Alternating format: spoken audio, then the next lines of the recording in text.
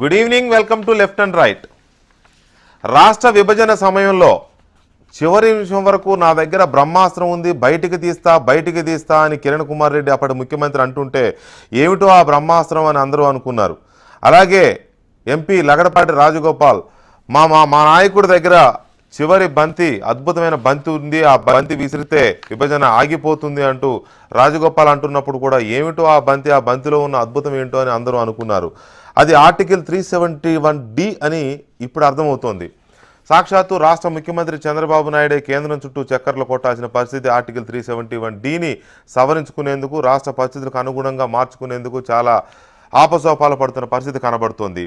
నాటి లోక్సభ కార్యదర్శి అప్పటి మన్మోహన్ సింగ్ సర్కారుకు చాలా స్పష్టంగా చెప్పారు, ఆర్టికల్ 371Dని సవరించకుండా రాష్ట్ర విభజన చేయడం సరికాదు, రాజ్యాంగపరమైన సంక్షోభం తలెత్తే ప్రమాదం ఉంది అని చెబితే కూడా అప్పుడు ఏదో రకంగా ముందు విభజన పూర్తి చేసి తాను చేతులు దులుపుకోవాలనుకున్న కాంగ్రెస్ కార్యక్రమాన్ని మమ అనిపించింది దరిమిల. ఇవాళ ఆంధ్రప్రదేశ్ రాష్ట్రం చాలా ఇబ్బందులు పడుతుంది. ఇక్కడ తెలంగాణలో కూడా రకరకాల అభిప్రాయాలు వ్యక్తమవుతున్నాయి. ఆర్టికల్ 371Dని ఉంచుకోవాలా వదిలించుకోవాలా అనే విషయంలో తెలంగాణ కూడా రకరకాల అభిప్రాయాలతో సతమతమవుతోంది. అసలు ఆర్టికల్ 371D వల్ల ఇప్పుడు ఆంధ్రప్రదేశ్కి వస్తున్న ఇబ్బంది ఏంటి? ముఖ్యమంత్రి చంద్రబాబు నాయుడు ఇవాళ సాయంత్రం కేంద్ర మంత్రి వెంకయ్యనాయుడు కూడా కేంద్రంలో న్యాయశాఖ కార్యదర్శులతో అధికారులతో మాట్లాడుతున్న తీరు దేనికి అద్దం పడుతోంది? ఎందుకు కాంగ్రెస్ పార్టీ అంత నిర్లక్ష్యం చేసింది రాష్ట్ర విభజన చట్ట సమయంలో ఆ ఆర్టికల్ 371Dని పట్టించుకోకుండా అనేదే ఇవాళ డిబేట్.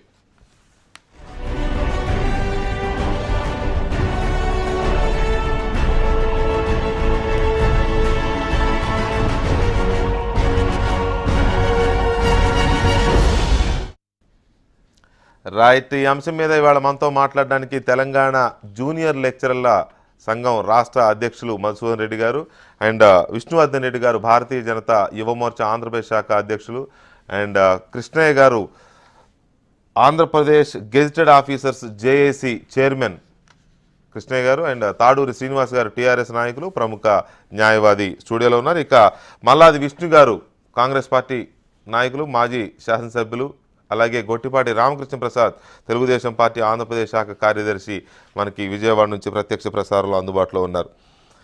విష్ణు గారు, ముందుగా ఈ ఆఖరి అస్త్రం అని చెప్పిన మీ మీదకే ఈ మొదటి ప్రశ్నాస్త్రం. ఆర్టికల్ 371Dని సవరించకుండా రాష్ట్ర విభజన చేయకండి, చాలా ఇబ్బందులు వస్తాయి, అది రాజ్యాంగంతో ముడిపడిన అంశం, అది 2 రాష్ట్రాలు అయిన తర్వాత దాన్ని ఇబ్బంది అవుతుంది అని లోక్సభ కార్యదర్శి చెప్పినా వినకుండా రాష్ట్ర విభజన చేసిన పరిస్థితిలో ఇవాళ ఎంత ఇబ్బంది ఎదురవుతోంది, స్థానికత సమస్య ఎంత తలెత్తుతోంది, దీనికి ఎవరు బాధ్యులు? కాంగ్రెస్ పార్టీ దీనికి బాధ్యత వహిస్తుందా?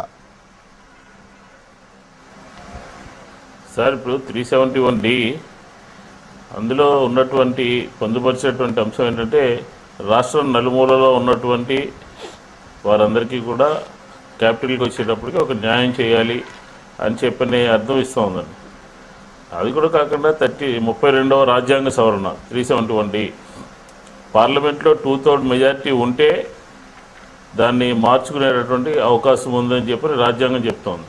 కాబట్టి పార్లమెంట్కి ఖచ్చితంగా దానికి సంబంధించిన అధికారాలు ఉండే రాష్ట్రపతి గారితో డిస్కస్ చేసుకుని పార్లమెంట్ 2/3 మెజారిటీతో ఆమోదించుకునేటటువంటి పరిస్థితి ఆ చట్టానికి ఉందండి. ఆ రాజ్యాంగంలో ఉన్నటువంటి 371Dకి ఉంది. ఆ రోజు మళ్ళీ 371Dకి పోయితే పార్లమెంట్లో మళ్ళీ ఆమోదం పొందాలి అని చివరి క్షణంలో జరిగినటువంటి అంశం కాబట్టి పార్లమెంట్ సెక్రటరీ చెప్పినప్పటికీ కూడా అది భవిష్యత్తులో వచ్చేటటువంటి రాష్ట్ర ప్రభుత్వాలు కానీ కేంద్ర ప్రభుత్వాలు దాంతో డిస్కస్ చేసి చేసుకోవచ్చనే ఉద్దేశంతో ఆ రోజు ఆ విధంగా చేయడం జరిగింది.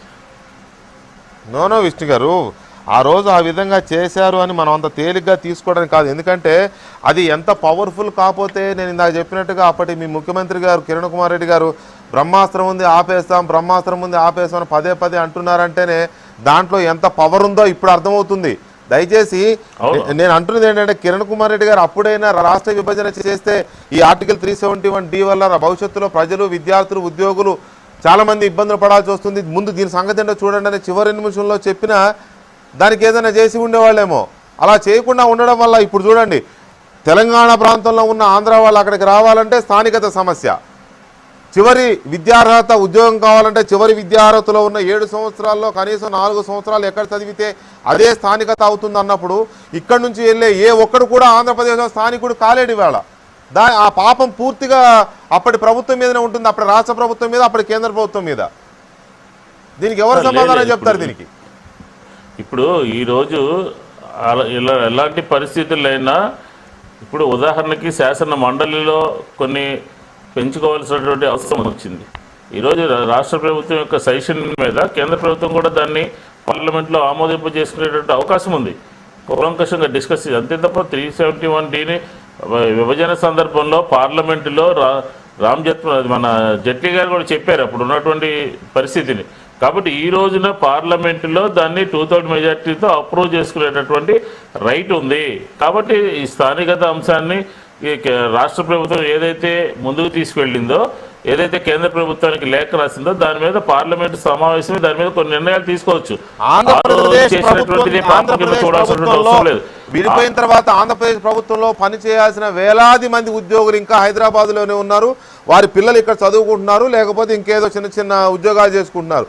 వీళ్ళంతా ఇవాళ ఆంధ్రప్రదేశ్కి రావాలంటే అది అమరావతి అనండి, విశాఖపట్నం అనండి, ఇంకో శ్రీకాకుళం అనండి, పలాస టెక్కలు ఎక్కడో మీ ఇష్టం ఎక్కడైనా అనుకోండి. వీళ్ళందరూ అక్కడికి రావాలంటే వీళ్ళకి ఒక స్థానికత సమస్య వస్తోంది. ముఖ్యమంత్రి చంద్రబాబు నాయుడు గారు ఫ్లెక్సిబుల్గా 2017 జూన్ 2లోపు వచ్చే వాళ్ళందరికీ స్థానికతను కల్పిస్తామని చెప్పి ఆయన చెబుతున్నప్పటికీ కూడా ఈ ఆర్టికల్ 371D వల్ల అది కూడా సాధ్యం కాని పరిస్థితి వస్తుంది. ఇవాళ 2017 జూన్ 2లోపు ఎవరైనా అక్కడికి వచ్చినట్లయితే సరే మేము ఎలాగూ స్థానికులమే కదా అని చెప్పి ఏ ఉద్యోగానికో లేకపోతే ఇంకో చదువుకో అప్లై చేసుకుంటే ఎవరైనా 371D ఉంది వీళ్ళు అనర్హులు అవుతారని కోర్టుకు వెళ్తే అది ప్రక్రియ ఆగిపోతుంది. ఈ పరిస్థితుల్లో మళ్ళీ సమాధానం చెప్పాల్సిన బాధ్యత మీ మీదకే వస్తుంది. అఫ్కోర్స్ మేము అధికారంలో లేం కదా, వాళ్ళు చేయొచ్చు కదా మీరు అనొచ్చు, నేను కాదనలా, కానీ మళ్ళీ వేళ్ళు మీ వైపే చూపిస్తున్నాయి అనేది నా ప్రశ్న. కరెక్టే, మీ పాయింట్తో ఏకీపిస్తున్నాను, విభేదించట్లేదు. 371D అనేది ఉమ్మడి రాష్ట్రంలో మారుమూలలో ఉన్నటువంటి ప్రాంతాలకు సంబంధించినటువంటి వారిని ప్రొటెక్ట్ చేయడం కోసం ఆ రోజు 74, 75లో 2 రకాలైనటువంటి చట్టాలు తీసుకురావడం జరిగింది. అది 2/3 మెజార్టీలో పార్లమెంటులో మాత్రమే చేయగలుగుతాము. కాబట్టి ఉన్నటువంటి పరిస్థితులకు అనుగుణంగా దాన్ని మార్చుకోవాల్సినటువంటి అవసరం ఉంది. అదే చెప్తున్నాం ఈరోజు. ఆ రోజు చివరి క్షణంలో 371D అంటే మళ్ళీ పార్లమెంట్లో 2/3 మెజార్టీ కావాలి, రకరకాలైనటువంటి పార్లమెంట్ నుంచి రాజ్యసభకు బిల్లు వచ్చినటువంటి పరిస్థితి ఉంది.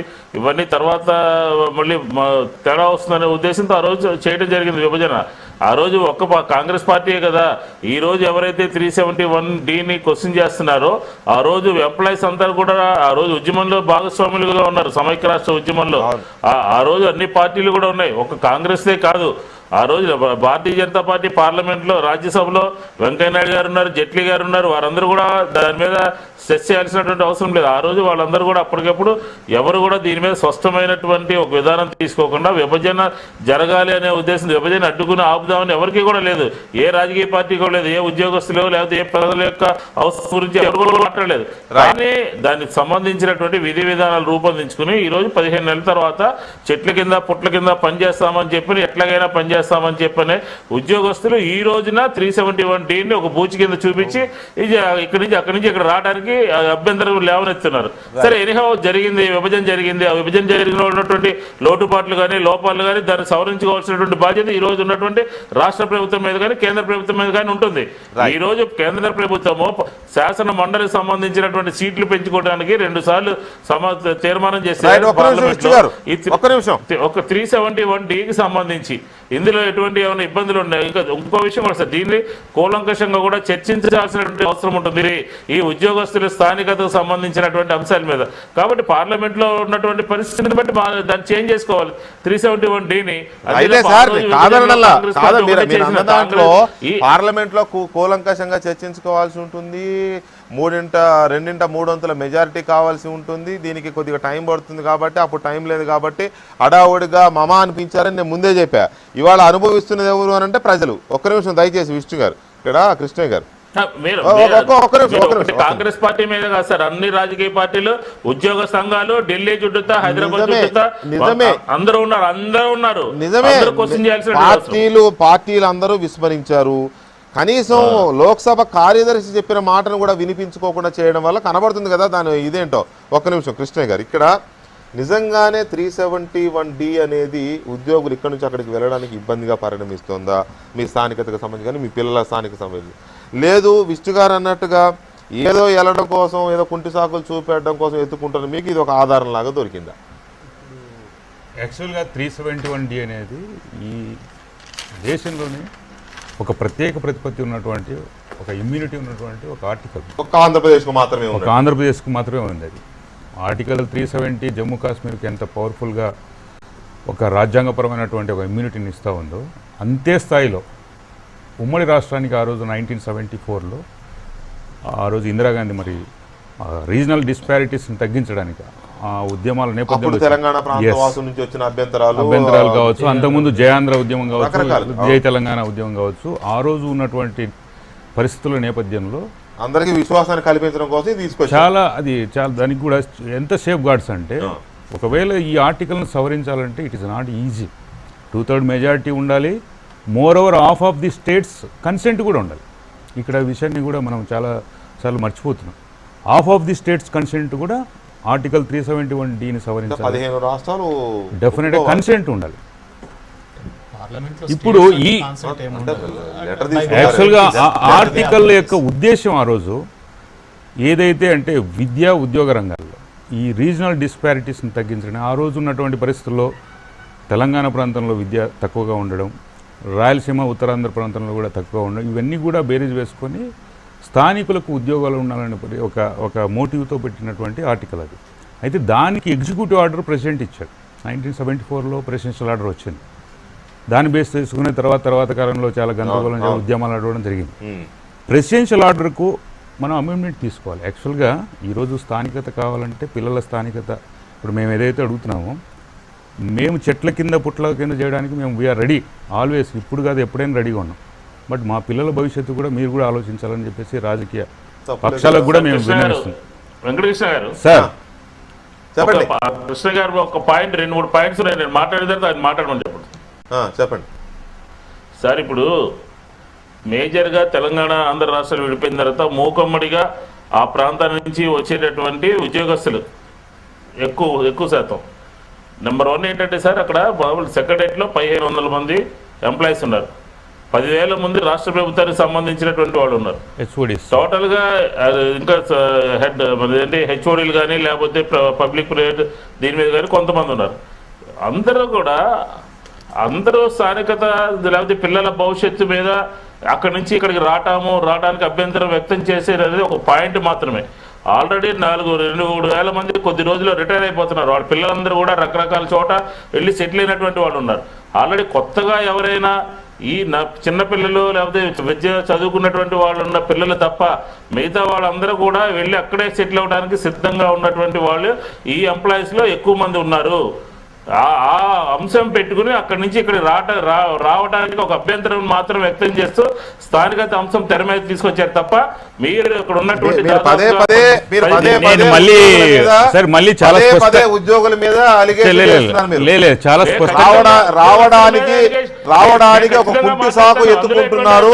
రావడాన్ని తప్పించుకోవడానికి హైదరాబాద్ నుంచి ఇప్పుడు అప్పుడే రావడం ఇష్టం లేక దీన్ని అడ్డు పెట్టుకుంటున్నారు అనేది మీ ఆరోపణ. నేను స్థానికత అంశాన్ని పెట్టుకుని వదిలి రాకుండా స్థానికత అంశాన్ని తెర మీద తీసుకొచ్చారు తప్ప వాళ్ళు 2-3 వేల మంది ఒకవేళ ఇక్కడ వచ్చినా కూడా అక్కడే సెట్ అయ్యే వాళ్ళు చాలా మంది ఉన్నారు. రామకృష్ణ గారు ఈ రోజు ప్లీజ్ రెస్పాండ్. రామకృష్ణ గారు ప్లీజ్ రెస్పాండ్. ఈ రోజు విష్ణు గారు మాట్లాడే మాటలు సమంజసంగా లేవండి. ఎందుకంటే నష్టం ఎంతమందికి జరుగుతుంది అనేది అనవసరం. నష్టం జరగకుండా ఎలా చూడాలి అనేది రాజకీయ పార్టీగా మన బాధ్యతను విస్మరించి ఉద్యోగుల గురించి మీరు మాట్లాడేటువంటిది మీరు అనేది కాదు. మీరు చేయలేకపోయారు, నష్టం చేశారు సార్. నష్టాన్ని మీరు చక్కగా ఓపెన్ హార్ట్ తో అంగీకరించి మేము లేదు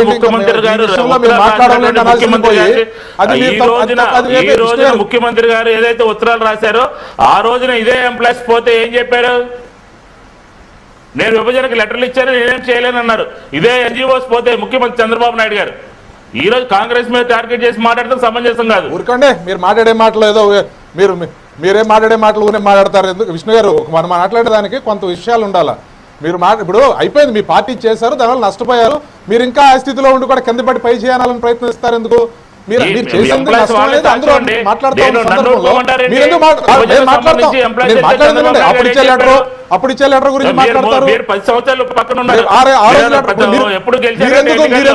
మీరెందుకు 370 మాట్లాడలేదంటే నిజమేనండి, దాని పొరపాటే జరిగింది.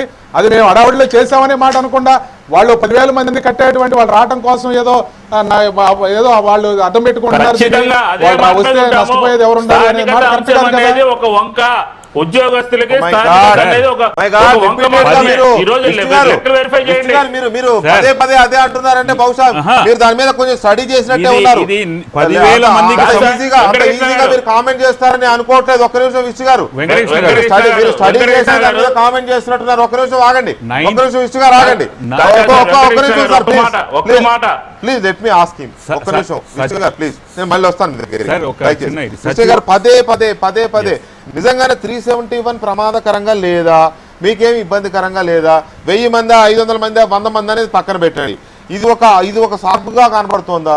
ఒకవేళ సాకే అయితే చంద్రబాబు నాయుడు కూడా అంత సీరియస్ గా తీసుకొని ఢిల్లీ దాకా ఎందుకు వెళ్తున్నారు? దీన్ని బట్టి ఇది చాలా సీరియస్ ఇష్యూ సార్. మీరు చర్చ ప్రారంభంలో చెప్పారు, ఏమని చెప్పారు? ఇది బ్రహ్మాస్త్రం. ఆ రోజు ఎస్ ఎగ్జాక్ట్లీ, మేము ఆ రోజు కూడా నెత్తి నోరు బాదుకున్నాం. దయచేసి మీరు కాన్స్టిట్యూషన్ అన్ని కూడా బుల్డోజ్ చేస్తూ ఈరోజు విభజన చేస్తున్నారు. దయచేసి 371Dని ఆ రోజు అమెండ్మెంట్ చేసి, ఇప్పుడు ఫర్ ఎగ్జాంపుల్ ఈరోజు అమరావతిలో అన్ని సంస్థలు కూడా అక్కడికి పెట్టుబడులు పెడతా ఉన్నాయి. ఉద్యోగ అవకాశాలు ఎక్కడ ఉంటాయండి? జనరల్గా అమరావతిలో ఉంటాయి. బట్ మరి ఉత్తరాంధ్ర విద్యార్థులు కావచ్చు, రాయలసీమ విద్యార్థులు కావచ్చు ఈరోజు అడుగుతున్నారు, మాకు కూడా క్యాపిటల్లో ఫ్రీ జోన్ కల్పించండి, ఉద్యోగాలు కావాలి. కానీ ఇప్పుడు వాళ్ళ ఆలోచన విధానం అనేది విస్తృతంగా లేకుండా ఆ రోజు కేవలం కొన్ని రాజకీయ ప్రయోజనాలను ఆశించి ఆ రోజు తీసుకున్నట్టు సార్. చాలా ఇంపార్టెంట్ ఇది, ఎందుకంటే కేవలం ఆ రోజు రాజకీయ ప్రయోజనాలు ఆశించి ఆ రోజు విభజన జరగడం జరిగింది. సరే, జరిగింది. ఈరోజు నిజం చెప్తున్నాను, ఈరోజు నాట్ ఓన్లీ ఆంధ్రప్రదేశ్, తెలంగాణలో కూడా చాలా సమస్యలు వస్తున్నాయి. ఎందుకంటే 371D అనేది ఏదో ఆషామాషిగా పెట్టినటువంటి ఆర్టికల్ కాదు. టీపీపీఎస్సీ నోటిఫికేషన్ ఇచ్చింది 30% comprising from all the zones including 4 zones plus 2 zones కూడా దాన్ని పోటీ పడడానికి అవకాశం ఉంది. ఈ రోజు కూడా అంటే ఐ మీన్ అంటే ఇప్పుడు ఫర్ ఎగ్జాంపుల్ డిప్యూటీ తహసీల్దార్లో 30 స్టేట్ లెవెల్ పోస్టుల్లో 60-40 కదా. 40% మంది అయితే 70-30, జిల్లా అయితే 80-20, స్టేట్ లెవెల్ అయితే 60-40. ఎగ్జాక్ట్లీ. సో నాన్ లోకల్లో comprising from all the zones open merit లో రావాల్సినటువంటి అవసరం ఉంది. మరి తెలంగాణ టీపీపీఎస్సీ ఈ సమస్యను ఏ విధంగా ఎదుర్కొంటుందో రేపు చూద్దాం.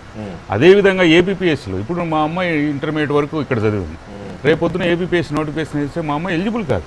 మరి పిల్లల స్థానికత అది ముందు నుంచి మొత్తుకొని చెప్తున్నాం, ఈ రోజు కూడా చెప్తున్నాం. ఇది చాలా సీరియస్ ఇష్యూ. ఆర్టికల్ 371Dని ఆ రోజు మీరు గమనంలోకి తీసుకోకుండా దాన్ని ఏదో ఈజీగా తీసుకొని చేసినటువంటి ఒక దుర్మార్గమైనటువంటి ప్రక్రియ వల్ల జరిగినటువంటి దుష్ఫలితాలు ఈరోజు అనుభవిస్తున్నాం, ముందు కూడా అనుభవిస్తున్నాం. ఒక చిన్న సవరణ అంతే. మీరు మురళీకృష్ణ గారు చెప్పేది ఏంటంటే, ఎవరైనా సరే ఉద్యోగ అర్హతలకు సంబంధించి ఒక చిన్న సవరణ అంతే. దాన్ని ఎవరైనా సరే ఉద్యోగ అర్హతకు సంబంధించి ఆంధ్రాలో కానీ తెలంగాణలో ఉద్యోగానికి దరఖాస్తు చేసుకుంటే అప్పటికి గతంలో అర్హత పరీక్ష అంటే డిగ్రీ క్వాలిఫికేషన్ మినిమం పెడితే అంతకుముందు 6 సంవత్సరాలు ఎక్కడ చదువుకుంటున్నారో దాన్ని స్థానికతగా తీసుకుంటారు. అది 7 సంవత్సరాలు 371D అనేటువంటిది కండిషన్. అది ఒక చిన్న సవరణ అంతే. అయితే మీరు చెప్పినట్టు 60-40 అనేటువంటిది ఈరోజు రాష్ట్ర స్థాయి పోస్టులకు తెలంగాణలో ఈరోజు ఉద్యోగాల ప్రకటన ఇచ్చేదానికి భయపడుతున్నారు ప్రభుత్వం. కారణం ఏంటంటే ఈరోజు తెలంగాణ ప్రభుత్వం కానీ ప్రకటనను విడుదల చేస్తే ఏదైతే నీళ్లు నిధులు ఉద్యోగాల కోసం ఉద్యమం చేసి ప్రత్యేక తెలంగాణ సాధించుకున్నటువంటి తెలంగాణ ప్రభుత్వం ఏదైతే ఉందో 40% మంది ఆంధ్రప్రదేశ్ సంబంధించిన వ్యక్తులు ఇక్కడ వచ్చి దరఖాస్తు చేసుకునే దానికి అవకాశం ఉంది. మీరు చాలా వ్యాలిడ్ పాయింట్ చెప్పారు. ఏంటంటే వెంకటకృష్ణ గారు దీన్ని కనీస జ్ఞానం కూడా ఆలోచించుకోకుండా ఇది కిరణ్ కుమార్ రెడ్డి గారు ఆయన ఏరే రాజకీయ పార్టీ అయినా కూడా ఆయన చెప్పినటువంటి వ్యాఖ్యలన్నీ కూడా ఈ రోజు వాటర్ విషయంలో కానీ ఈ 371 వేరుగా ఉండేది. ఈ బ్రహ్మాస్త్రం ఇది అయిపోయింది నాయన ముందు చెప్పకుండా ఈరోజు చంద్రబాబు నాయుడు గారు 2017 జూన్ 2 తర్వాత దాన్ని కటాఫ్గా డేట్ పెట్టి కేంద్ర ప్రభుత్వానికి లేఖ రాసిన తర్వాత ఈరోజు ప్రధానమైనటువంటి సమస్యగా తయారైంది. ఒకటి దీంట్లో మనం ఆలోచించాల్సింది ఏంటంటే 69 జై తెలంగాణ ఉద్యమం 1972లో ఆంధ్ర ఉద్యమం తర్వాత కేంద్ర ప్రభుత్వం ఒక నిర్మాణాత్మకమైనటువంటి ఆలోచనతోటే దీన్ని తీసుకొచ్చింది. దీంట్లో ఈ మధ్య ఒక పెద్ద నష్టం కూడా జరిగింది వెంకటకృష్ణ, చాలా వాల్యుబుల్ ఇది. ఏంటంటే 371 రద్దు చేస్తామని చెప్పి యనమల రామకృష్ణ గారు ఒక ప్రకటన చేశారు. రామకృష్ణ గారు ప్రకటన చేసిన వెంటనే ఆయన మంత్రివర్గ శాఖలో అయినటువంటి గంటా గారు దీన్ని వ్యతిరేకించారు. రాయలసీమ ప్రాంతానికి సంబంధించిన అనేక మంది మంత్రులు అందరూ ఎందుకు ఇచ్చి వచ్చిందంటే తిరుపతిలో ఒక మెడికల్ కళాశాల కొత్తది మహిళలకు సంబంధించింది కాలేజ్ వచ్చిన తర్వాత అడ్మిషన్లు కౌన్సిలింగ్ పెడితే ఈరోజు ఆ రాయలసీమ ఆంధ్ర ప్రాంతాలకు సంబంధించి 4 జోన్లు ఉన్నాయి, తెలంగాణ ప్రాంతంలో 2 జోన్లు, హైదరాబాద్ ఫ్రీ జోన్ ఉంది. అయితే అప్లై చేసుకుంటే 124 సీట్లలో 110 సీట్లు రాయలసీమ ప్రాంతానికి సంబంధించినటువంటి పిల్లలకు రాలేదు మెడికల్ సీట్లు, 14 సీట్లు మాత్రమే వచ్చినాయి. తల్లిదండ్రులందరూ గగ్గోలు పెట్టారు, హైకోర్టు పోయారు. పెడితే ఆంధ్ర ప్రభుత్వం కూడా దాని మీద వ్యతిరేకంగా మన సుప్రీంకోర్టు పోయింది. సుప్రీంకోర్టు తీర్పిచ్చింది ఏమని, లేదు జోనల్ సిస్టమ్ ఉంది, పార్లమెంట్ తీసుకున్నటువంటి నిర్ణయాలను సుప్రీంకోర్టు కూడా సమర్థించాల్సిందే, దానికి మాకు సపరేట్ చట్టాలు ఏం లేవు కాబట్టి మీరు ఫాలో కావాల్సిందే జోనల్ సిస్టమ్ అంటే లైవ్ ఎగ్జాంపుల్. లైవ్ ఎగ్జాంపుల్ మన దగ్గర ఉంది. జోనల్ సిస్టాన్ని ఎవరు ఇప్పుడు కదిపేటువంటి పరిస్థితి లేదు. ఇది ప్రధానమైన సమస్య. 1. 2 ఉద్యోగులు అక్కడికి వస్తారా రారా అనేటువంటిది అది వేరే సంబంధించిన సమస్య. ఏదేమైనా కూడా 100కి 100 మల్లాది విష్ణు గారు అర్థం చేసుకోవాల్సిన విషయం ఏంటంటే ఈ 371D అనేటువంటిది ఆ రోజు పార్లమెంటులో రద్దు చేసి లేదా దానికి ఒక సబ్స్టిట్యూట్గా ఆలోచించి ఒక నిర్ణయం తీసుకొని అంటే బాగుండేటువంటిది. ఏదేమైనా ఇప్పుడు ప్రధానమైన సమస్య ఏంటంటే వెంకటకృష్ణ గారు, ఇది రాష్ట్రం సాధించుకుండొచ్చు, తెలంగాణ ప్రభుత్వం కావచ్చు లేకపోతే ఆంధ్ర ప్రభుత్వం కావచ్చు, ఎవరెవరు ఆశలు ఉండొచ్చు. ప్రాక్టికల్గా వచ్చాక ఈరోజు ఏ అంశం మీద అయితే మనం కొట్లాడినామో ఇన్ని సంవత్సరాలుగా ఈరోజు దాన్ని సర్వైవ్ అయ్యేటువంటి పరిస్థితి లేదు. కాబట్టి ఇప్పటికైనా సరే కేంద్ర ప్రభుత్వం ఒకవేళ సవరించిందంటే నష్టం జరుగుతుంది. ఎందుకు నష్టం జరుగుతుందంటే మీకు ఇప్పుడు నేను తిరుపతిలో జరిగినటువంటి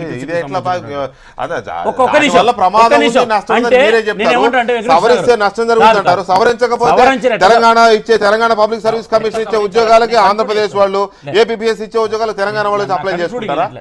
ఎట్లా సవరించాలంటే జోనల్ సిస్టాన్ని ఏ రాష్ట్రానికి ఆ రాష్ట్రానికి ఇండివిజువల్గా నిర్వహణ చేసుకుని. ఎందుకు దాన్ని మాట్లాడుతున్నానంటే ఈరోజు వరంగల్ ఉంది మీ జిల్లా, వెనుకబడినటువంటి జిల్లా. హైదరాబాద్ సరౌండింగ్లో ఉన్న జిల్లాలు అభివృద్ధి చెందినాయి. మనం మళ్ళా కూడా ఇక్కడ ఏకీకృతమైనటువంటి అభివృద్ధి జరుగుతుంది. పిల్లలకు ఉద్యోగాలకు సంబంధించిన విషయంలో ఇదే నష్టం జరుగుతుంది. ఇప్పుడు మా రాయలసీమ ప్రాంతంలో మాకు చదువు సరిగ్గా రాదు. అదే మేము కంపారిజన్లో పోటీకి రావాలంటే కృష్ణా జిల్లాకు సంబంధించినటువంటి వాళ్ళకు శ్రీకాకుళం జిల్లాలో కాంపిటీషన్ రారు. మంచి ఉద్దేశంతో వచ్చింది. అంటే రాష్ట్రాలకు కూడా ఎక్కడికక్కడ సొంతంగా ఈ యొక్క డివిజన్స్ ఏవైతే ఉన్నాయో 371ను ఇండివిజువల్గా రాష్ట్రాలు ఇంప్లిమెంట్ చేసేటువంటి అవకాశం కల్పిస్తే 2 రాష్ట్రాలు కూడా మంచి జరుగుతుంది. ఇక్కడ రాష్ట్రాలకు ఆ పవర్ లేదు. అంటే సవరణ చేయాలంటున్నాను నేను. ఆర్టికల్ 371D ఆ పవర్ ను ప్రెసిడెంట్ కి ఇచ్చింది. ప్రెసిడెంట్ కెన్ ఇష్యూ సవరణ చేయాలంటున్నాను నేను అంటున్నా. అంటే ఇప్పుడు ఫర్ ఎగ్జాంపుల్ రాయలసీమ 4 డిస్ట్రిక్ట్స్ ఒక జోన్ 4 గా ఉన్నదాన్ని ఎడ్యుకేషన్ లో నెల్లూరును కూడా చేర్చారు. ఇప్పుడు దాకా ఎస్వి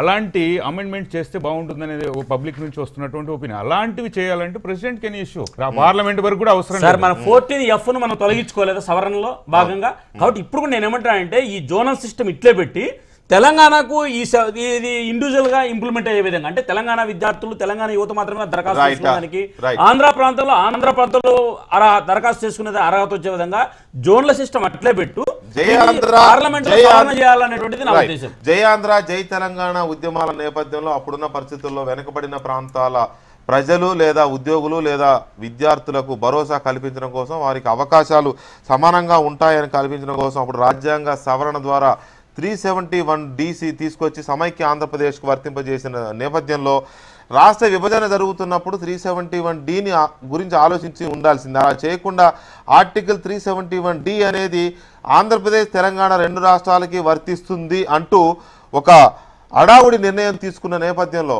ఇది వాళ్ళ ఎంత ప్రమాదకరంగా మారబోతుంది, దీని మీద తెలంగాణ నాయకులు కానీ తెలంగాణ మేధావులు కానీ ఏమంటున్నారు, తెలంగాణ పబ్లిక్ సర్వీస్ కమిషన్ ద్వారా జరగబోతున్న ఆర్టికల్ 371D ఇవాళ రెండు రాష్ట్రాల నెత్తిన గుదిబండలా తయారైంది. విద్యార్థులకు ఉద్యోగాలు ఆశిస్తున్న ఉద్యోగార్థులకు ఇది పెద్ద సమస్యగా మారింది. అలాగే ఉద్యోగ నోటిఫికేషన్లు ఇచ్చే వ్యవస్థలకు కూడా ఇది సమస్యగా మారిన నేపథ్యంలో దాని మీద మనం చర్చిస్తున్నాం.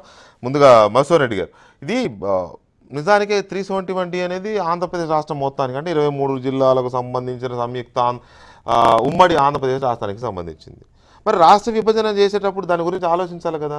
దాని గురించి ఆలోచించకుండా ఇది తెలంగాణకు ఆంధ్రప్రదేశ్కు వర్తిస్తుంది అని చెప్పేసి చట్టం చేసేస్తే అది ఎలా ఇదవుతుంది, ఇవాళ ఎంత సమస్య వస్తుంది దాని మీద మీ అబ్జర్వేషన్ ఏంటి దీని మీద? ఇప్పుడు రాష్ట్ర విభజన సందర్భంగా చాలామంది ఏమనుకున్నారంటే 371D ఉంది కాబట్టి అది రాష్ట్రపతి ఉత్తర్వులు తర్వాత 2/3 మెజారిటీ ఉంటేనే సాధ్యమవుతుందని చెప్పేసి చెప్పారు. అయితే ఈవెన్ బీజేపీ మిత్రులు కూడా దానిపైన కొన్ని ఇవే కాకుండా ఇంకా హైదరాబాద్కు సంబంధించిన కొన్ని రాజ్యాంగపరమైనటువంటి అంటే రాజ్యాంగ సవరణలు కొన్ని ప్రతిపాదించడం జరిగింది. రాజ్యాంగ సవరణ అంటే ఇప్పుడున్న పరిస్థితిలో సాధ్యం కాదు కాబట్టి దాన్ని చేయడం అనేటటువంటి జరిగింది.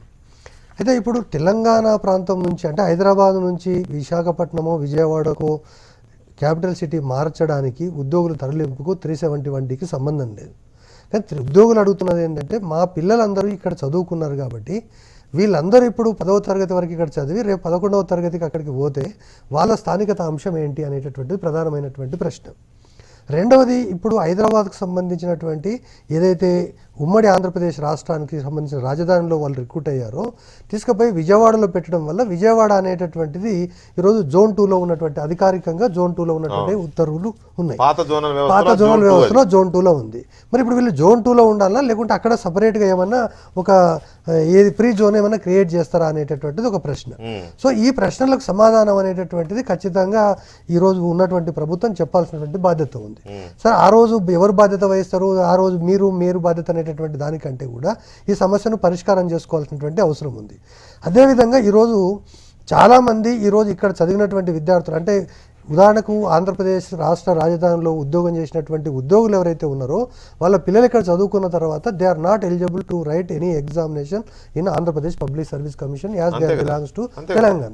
సో దాన్ని మీరు ఎట్లా పరిష్కారం చేస్తారు అనేటటువంటిది వీళ్ళు ప్రశ్న. తర్వాత రేపు ఖచ్చితంగా కృష్ణా జిల్లాకు సంబంధించినటువంటి ప్రజాప్రతినిధులు ముఖ్యంగా విష్ణు గారు ఫేస్ చేయాల్సినటువంటి సమస్య ఏంటంటే మీరు చాలా రోజులు చాలా టీవీలలో ఏం మాట్లాడారు, హైదరాబాద్ అందరిదని మాట్లాడారు. రేపు ఈరోజు మేము అడుగుతున్నది ఏంటంటే విజయవాడ కూడా అందరిదే కావాలి. ఇప్పుడు అంటే అమరావతి కానీ విజయవాడ కానీ ఆంధ్రప్రదేశ్ రాజధాని అనేటటువంటి ఆంధ్రప్రదేశ్ రాజధాని 13 జిల్లాలకు సంబంధించినటువంటి ఆస్తి కావాలి. 13 జిల్లాలకు సంబంధించినటువంటి వాళ్ళందరూ కూడా సమానంగా ఉద్యోగ అవకాశాలకు అందులో అర్హత పొందాలి. మరి దానికి ఎటువంటి సమస్యలు వస్తాయి అనేటటువంటిది వాళ్ళు చూసుకుంటారు. కానీ అల్టిమేట్ గా ఈ రోజు ఏంటంటే 371D అనేటటువంటిది ఖచ్చితంగా రెండు రాష్ట్రాల్లో ఉన్నటువంటి సమస్య. తెలంగాణ రాష్ట్రంలో కూడా నిజంగా చాలా మంది ఏమనుకుంటారంటే 371D తెలంగాణ కోసం వచ్చిందని, కానీ 371D తెలంగాణ కోసం రాలేదు. ఎప్పుడైతే మొత్తం రాష్ట్రం కోసం కూడా కాదు, ఎప్పుడైతే ముల్కీ రూల్స్ ను సుప్రీంకోర్టు అపీల్ చేసిన తర్వాత జయాంధ్ర ఉద్యమం వచ్చిన తర్వాత జయాంధ్ర ఉద్యమం వచ్చి సుప్రీంకోర్టు ఏదైతే చట్టాన్ని రద్దు చేసి పార్లమెంట్ చట్టం చేసి మీకు ఈ విధంగా న్యాయం చేస్తామని చెప్పేసి జయాంధ్ర ఉద్యమం ద్వారా ఈ యొక్క 73లో ఈ ఉద్యమం వచ్చింది. అయితే దీనిలో కొన్ని లోపాలు ఉన్నప్పటికీ ఓవరాల్ గా మాత్రం ఒక హైదరాబాద్ సిటీ జోన్ మీద కొన్ని అభ్యంతరాలు ఉన్నప్పటికీ కూడా ఏ జోనల్ వ్యవస్థ మీద కూడా అభ్యంతరాలు లేవు. ఇప్పటికీ కూడా చూడండి, మీరు మొన్న జోనల్ వ్యవస్థను రద్దు చేస్తామంటే ఆంధ్రప్రదేశ్ రాష్ట్రంలో కూడా పెద్ద ఎత్తున నిరసనలు వచ్చినాయి. సో కాబట్టి జోనల్ వ్యవస్థ రద్దు చేసే అవసరం లేదు, ప్లస్ జోనల్ వ్యవస్థ కొనసాగాల్సినటువంటి అవసరం రెండు రాష్ట్రాల్లో కూడా ఉంది. దాన్ని మరింత మంచి పద్ధతి లోపల అంటే ఇంకా కూడా కొన్ని షార్ట్ ఫాల్స్ ఏమైనా ఉంటే దాంట్లో లూప్ హోల్స్ ఏమైనా ఉంటే సవరించుకొని చేయాల్సినటువంటి అవసరం ఉంది. అయితే ఈరోజు చంద్రబాబు నాయుడు గారు కేంద్రానికి పంపించినటువంటి ప్రతిపాదన ఏంటంటే ఈ ఉద్యోగులను అక్కడికి తరలించినప్పుడు వాళ్ళు ఇక్కడ నుంచి అక్కడికి పోతున్నారు కాబట్టి వాళ్ళు జోన్ 2 ఉద్యోగులు కాకుండా రాష్ట్ర స్థాయి ఉద్యోగులుగా పరిగణించే విధంగా ఒక చట్టాన్ని చేయాల్సినటువంటి అవసరం ఉంది. ఇక్కడ ఇంకొకటి ఏంటంటే జోన్ 2 అన్నారు కాబట్టి ఇక్కడ ఏంటంటే సిఆర్డిఏలకి జోన్ 2లో కృష్ణా ఉంది, గుంటూరు అనేది గుంటూరు అనేది జోన్ 3లో ఉంది. జోన్ 2 జోన్ 3 కూడా అమెండ్మెంట్ ఇవ్వాల్సినటువంటి అవసరం ఉంది. సిఆర్డిఏ పరిధి ఇప్పుడు ఒకటి సార్, హైదరాబాద్ నుంచి ఆంధ్రప్రదేశ్ కి వెళ్లే ఉద్యోగులు ఒక సిఆర్డిఏలోనే పనిచేయాలనే లేదు కదా, వాళ్ళని ఎక్కడికైనా బదిలీ చేయొచ్చు. ఫర్ ఎగ్జాంపుల్ ఒక డైరెక్టరేట్ ఇంకొక జిల్లాలో పెట్టొచ్చు.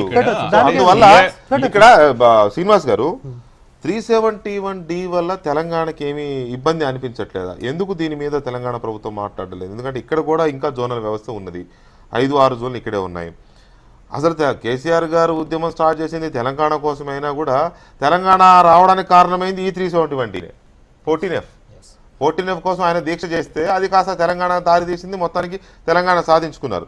ఇవాళ కొంతమంది ఏమో ఫ్రీ జోనల్ వ్యవస్థ తీసేయాలని, కొంతమంది ఏమో జోనల్ వ్యవస్థ ఉంచాలని, కొంతమంది ఏమో హైదరాబాద్ మా అందరికీ ఫ్రీ జోన్ కావాలని, లేదు ఉమ్మడి రాష్ట్రంలో ఫ్రీ జోన్ ఉండొద్దని కదా మనం కొట్లాడింది, మళ్ళీ పెట్టట్టు చేస్తామని కొంతమంది. ఇన్ని నిబంధనలు ఉన్న నేపథ్యంలో 371D మీద తెలంగాణ కానీ టీఆర్ఎస్ కానీ లేదా ప్రభుత్వంలో ఉన్నవాళ్ళు కానీ ఎవరు ఎందుకు మాట్లాడడం లేదు మీకు కూడా దీన్ని సవరించాల్సిన అవసరం ఉందని ఫీల్ అవుతున్నారా? నా ఒపీనియన్ అయితే అసలు 371D మొత్తం రిపెల్ చేసేసి కొత్తగా ఈ స్టేట్కు ఆ స్టేట్ కాన్స్టిట్యూషన్లో పెట్టేసుకుంటే ఒకటేసారి అంటే ఏ రకంగా స్టేక్ హోల్డర్స్ ఏ రకంగా రిలీఫ్ కోరుకుంటే, stake holders in the sense AP కానీ తెలంగాణ కానీ ఇద్దరు కోరుకున్నట్టుగా కేంద్రం ఒకటే రోజు అటువంటి అమెండ్మెంట్ కాన్స్టిట్యూషన్కి తీసుకొస్తే సరిపోతుంది అనేది ఒక భావన. రెండోది ఏంటంటే 371D ఎప్పుడు వచ్చింది వారు అన్నట్టుగా ఇంతకుముందు మాట్లాడినట్టుగా 371D 1974లో జయాంధ్ర ఉద్యమం ఎందుకు వచ్చింది? వారి హక్కుల్ని ఫ్రీ జోన్ లేకపోతే మాకు ఒక పరాయి హైదరాబాద్లో ఉంది. అయితే ఇక్కడ మీరు గమనించాల్సింది, నేను అంటే వాళ్ళందరూ ఎంప్లాయీస్ కాబట్టి ఎంప్లాయీస్ ఆస్పెక్ట్లో చెప్పారు. నేను పొలిటికల్ లీడర్గా టీఆర్ఎస్ ఆన్ బిహాఫ్ కాబట్టి నేను పొలిటికల్ వ్యూ నాదేంటంటే మద్రాస్ స్టేట్కి ఏముందండి? 371D లేదు, 14F లేవు. ఆ రాష్ట్రంలో ఉన్నటువంటి వాళ్ళు ఆంధ్రప్రదేశ్ని ఇక్కడ విలీనం చేసినప్పుడు ఆల్రెడీ ఇక్కడ ముల్కీ రూల్ ఎగ్జిస్టింగ్ ఉన్నప్పుడు ముల్కీ రూల్స్ కాకుండా ఒక స్పెషల్ ప్రొవిజన్తో స్పెషల్ హక్కుల గురించి వారు కొంత కోరడం జరిగింది. అంటే ఈ రాష్ట్రంలో ఆల్రెడీ ఎగ్జిస్టింగ్ ఉన్నటువంటి వెసులుబాటు అంటే జేకేకి 370 ఉండొచ్చు కాదు, జమ్మూ అండ్ కాశ్మీర్కు ఆల్మోస్ట్ తెలంగాణ కూడా హైదరాబాద్ స్టేట్ కూడా ఆ రకంగా విలీనమైందే. ఒక ఒప్పందాలతోనో లేకపోతే ఇంకో రకంగా మిలిటరీ యాక్షన్తోనో ఏ రకంగా జరిగిన తర్వాత మా హక్కులు ఇక్కడ ఇంకా అంతకుముందు ఏ రకంగా ఉండేదంటే సేమ్ జమ్మూ అండ్ కాశ్మీర్ లాగానే ఇక్కడ భూములు కొనాలన్నా తెలంగాణ మండలి పర్మిషన్స్ కావాలి, ఇక్కడ ఉద్యోగాలు కావాలంటే ముల్కీ రూల్స్, ఈ రకంగా చాలా ప్రొటెక్షన్స్ సేఫ్ గార్డ్స్ చాలా ఉండేవి. పీపుల్ ఆఫ్ దిస్ రీజియన్ లేదు, ఇంత ప్రొటెక్షన్ ఉన్నటువంటి రీజన్ అంటే ఒక సార్వభౌమాధికారంతో ఇంచుమించు ఉన్నటువంటి వాళ్ళని సరే ఆ రకంగా ప్రజాస్వామ్యం అందుకే let me complete my opinion. నా ఒపీనియన్ సరే నీకు రుచించవచ్చు కాక మీకు నాకు రుచించడం కాదు, మనం ఇప్పుడు మళ్ళీ నిజాం ప్రభు గురించి మాట్లాడుకోవడం అప్రస్తుతం అనేది నా ఉద్దేశం. చరిత్ర అప్పుడున్న ముల్కీ రూల్స్ నేపథ్యంలో ఎందుకు వచ్చినా వచ్చింది జరిగింది. దాన్ని అడ్డుకోవడానికి రాష్ట్రాన్ని అడ్డుకోవడానికి 371Dని బూచిగా చూపించి ఆపుదామనే ప్రయత్నాలు అన్ని తీర్లు చేశారు. ఇంతకుముందు కిరణ్ కుమార్ రెడ్డి గారు బ్రహ్మాస్త్రం అని కాదు, బ్రహ్మాస్త్రం చూపిస్తామన్నారు, ఆ బ్రహ్మాస్త్రం కాస్త పెప్పర్ స్ప్రేలుగా మారిపోయినాయి. సరే అది ఏ రకంగా జరిగినాయనే తర్వాత ఇక్కడ హైకోర్టులో కళ్యాణ్ సేన్ గుప్తా కేసీబాన్ బెంచ్లో ఆ రోజు పివి కృష్ణయ్య గారు కూడా రిట్ వేస్తే హైకోర్టు చాలా కేటగారికల్గా చెప్పింది. ఆర్టికల్ 3 అనేది కాన్స్టిట్యూషన్ ముందే ఉంది, ముందొచ్చిన తర్వాత వచ్చినటువంటి ఆర్టికల్ అమెండ్మెంట్స్ ఏవైతే ఉన్నాయో ఉన్నటువంటి దాన్ని కాంట్రడిక్టరీ చేసినంత మాత్రాన ఒరిజినల్ ప్రొవిజన్స్ని మనం ఈ రకంగా కించపరుద్దామా, ఒరిజినల్ ప్రొవిజన్స్ని మనం అమలు చేయకుండా ఉందామా? అంటే ఒక కాన్స్టిట్యూషన్ అమెండ్మెంట్స్ అయినప్పుడు ఆల్రెడీ కాన్స్టిట్యూషన్ లో ఇప్పుడు నాకు అర్థం కాలేదు, మీరు అంటే కొంచెం కన్ఫ్యూజన్ గా ఉంది. టెక్నికల్ గా నేను చెప్తాను, ఆ రోజు రాష్ట్రాన్ని అడ్డుకోవడానికి 371D రాష్ట్రాన్ని అడ్డుకోవడం అనేది అప్రస్తుతం అండి. ఇప్పుడు దాని గురించి ఒక మాట దయచేసి 2014లో ఒక్క నిమిషం నేను మిమ్మల్ని చెప్పమంటున్నాను. రాష్ట్ర విభజన సమయంలో చాలా మంది చాలా రకాల ప్రయత్నాలు చేశారు, అడ్డుకోవాలని కొంతమంది చేశారు, విభజన జరగాలని కొంతమంది చేశారు, ఎవరి లాబింగ్లు వాళ్ళు చేశారు, సరే ఎవరి కోరికలు వారివి. అట్లాగే నిజాం ప్రభు ఉన్నప్పుడు రకరకాల దాష్టికాలు జరిగాయి, అది వేరు, అవన్నీ అప్రస్తుతం. ఇప్పుడు మన ముందున్నది 371D. దీనివల్ల ఇబ్బంది వస్తుంది, సవరించాలని కొందరు అంటున్నారు. మీరు ఒక ఒపీనియన్ ముందే చెప్పేశారు, దాని ఎత్తేయడం వల్ల వచ్చే నష్టం ఏంటి అని అన్నారు మీరు. నిజమే, ఎత్తేయడం వల్ల వచ్చే నష్టమే లేనట్టే కనబడతా ఉంది. ఇక్కడ కూడా జోనల్ వ్యవస్థ ఉంది. ఒక మాట సార్, ఒక మాట నేను అంటాను, ఆయన అడుగుతున్నా, నన్ను అడగనివ్వండి దయచేసి. శ్రీనివాస్ గారు, అదృష్టం బాగుండి జోన్ 1లో ఉత్తరాంధ్ర 3 జిల్లాలు ఉన్నాయి, జోన్ 2లో ఉభయ గోదావరి జిల్లాలు ఉన్నాయి, జోన్ 3లో జోన్ 2లో కృష్ణా ఉభయ గోదావరి జిల్లాలు ఉన్నాయి, జోన్ 3లో గుంటూరు, ఒంగోలు, నెల్లూరు ఉన్నాయి, మిగతా 4 రాయలసీమ జిల్లాలు జోన్ 4లో ఉన్నాయి.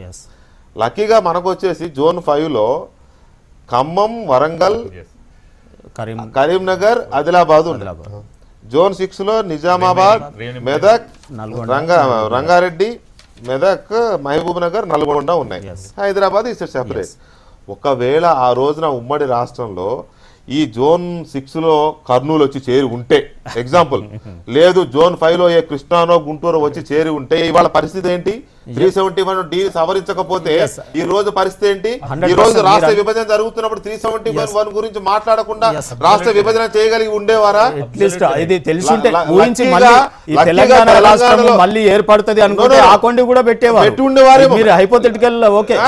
లక్కీగా తెలంగాణలో ఉన్న జిల్లాలు సెపరేట్ గా ఉండబట్టి సరిపోయింది. నేను అందుకే అంటున్నా 371D మీరు అంత తేలిగా తీసుకోవద్దు. ఇప్పటికి కూడా ఆ రకంగా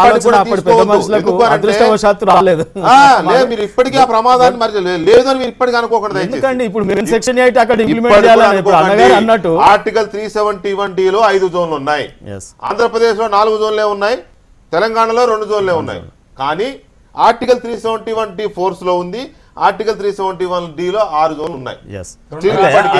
ఇప్పటికే 6 జోన్లు ఉన్నాయి. ఆర్టికల్ 371D అనేది బతికే ఉంది, దానికి 6 చేతులు ఉన్నాయి. మీరు ఆ చేతులు నరకకపోతే ఇది ఇద్దరికి ప్రమాదమే. రామకృష్ణ స్పెసిఫిక్ ఏంటంటే ఉద్యోగస్తులది సరే సర్టెన్ వీరు షిఫ్ట్ అవ్వడం వల్ల ముందు మీరు ఇది చెప్పండి, దీని మీద మీ ఒపీనియన్, స్టేట్ ఒపీనియన్. ఇది చాలా ప్రమాదకరంగా ఉంది. సరే వాళ్ళ స్థానికత మొన్నటి వరకు పబ్లిక్ సర్వీస్ కమిషన్ ద్వారా రిక్రూట్మెంట్ ఆపితే ఇక్కడ ఉన్నటువంటి ఎంటైర్ మాకు వ్యతిరేకంగా ఉన్నటువంటి ఏదైనా ఏ వర్గమైనా పొలిటికల్ పార్టీస్ కానీ మీడియా కానీ అందరూ కూడా నానా రకాలు ఇంకా నోటిఫికేషన్ ఇవ్వట్లేదు. ఈ రకమైన ఇబ్బందులు ఉన్నాయని మేము వెనక ముందు ఆలోచన చేసే ప్రయత్నం చేసినాం, చేస్తున్నాం కూడా. ఈరోజు సీమాంధ్ర పార్టీలు కూడా పబ్లిక్ సర్వీస్ కమిషన్ మొత్తం రెడీగా ఉండి అంతా ఐడెంటిఫై చేసి కూడా నోటిఫికేషన్ ఎందుకు రావట్లేదు, ఉద్యోగ అవకాశాలు కాపాడుకోవాలని ఉంటుంది కదా. ఎవరైనా కోర్టుకి వెళ్తారేమో అని. ఒకటి ఇప్పుడు ఏంటంటే స్టేట్ అనేది బైఫర్కేషన్ అయిపోయింది. 2 స్టేట్ ఎంట్రీస్, ఫెడరల్ స్టేట్స్ ఉన్నాయి. ఫెడరల్ స్టేట్స్ కు తగ్గట్టుగా కేంద్రం చురుకుగా వ్యవహరించాలి. ఆ రోజు మేము మొత్తుకున్నప్పుడు ఎటువంటి రాష్ట్రం కావాలన్నాం, ఏది చేసినా సరే కావాలన్నాం. ఇటువంటి చెయ్యంగా వాళ్ళు చర్చలకు రాలేదండి. క్యాబినెట్ ముందుకు, జీవోఎం ముందుకు రాలేదు. ఇది ఇన్నోవేటబుల్, రాష్ట్రం ఏర్పడుతుంది, చర్చలకు రండి, ఈ సమస్యను సాల్వ్ చేసుకుందాం అంటే ఆ రోజు వచ్చారా? ఇదే చంద్రబాబు నాయుడు గారు వచ్చారా చర్చలకు? కేసీఆర్ గారు పిలుపునిచ్చారు. ఆ రోజు ఇటువంటి సమస్యలు జీవోఎం దగ్గరికి రిప్రజెంటేషన్ ఇవ్వాలి కదా. బాబు గారు ఆనాడు కాన్స్టిట్యూట్ అయిన జీవోఎం దగ్గరికి చంద్రబాబు నాయుడు గారు వెళ్లాల్సి ఉండే కదా.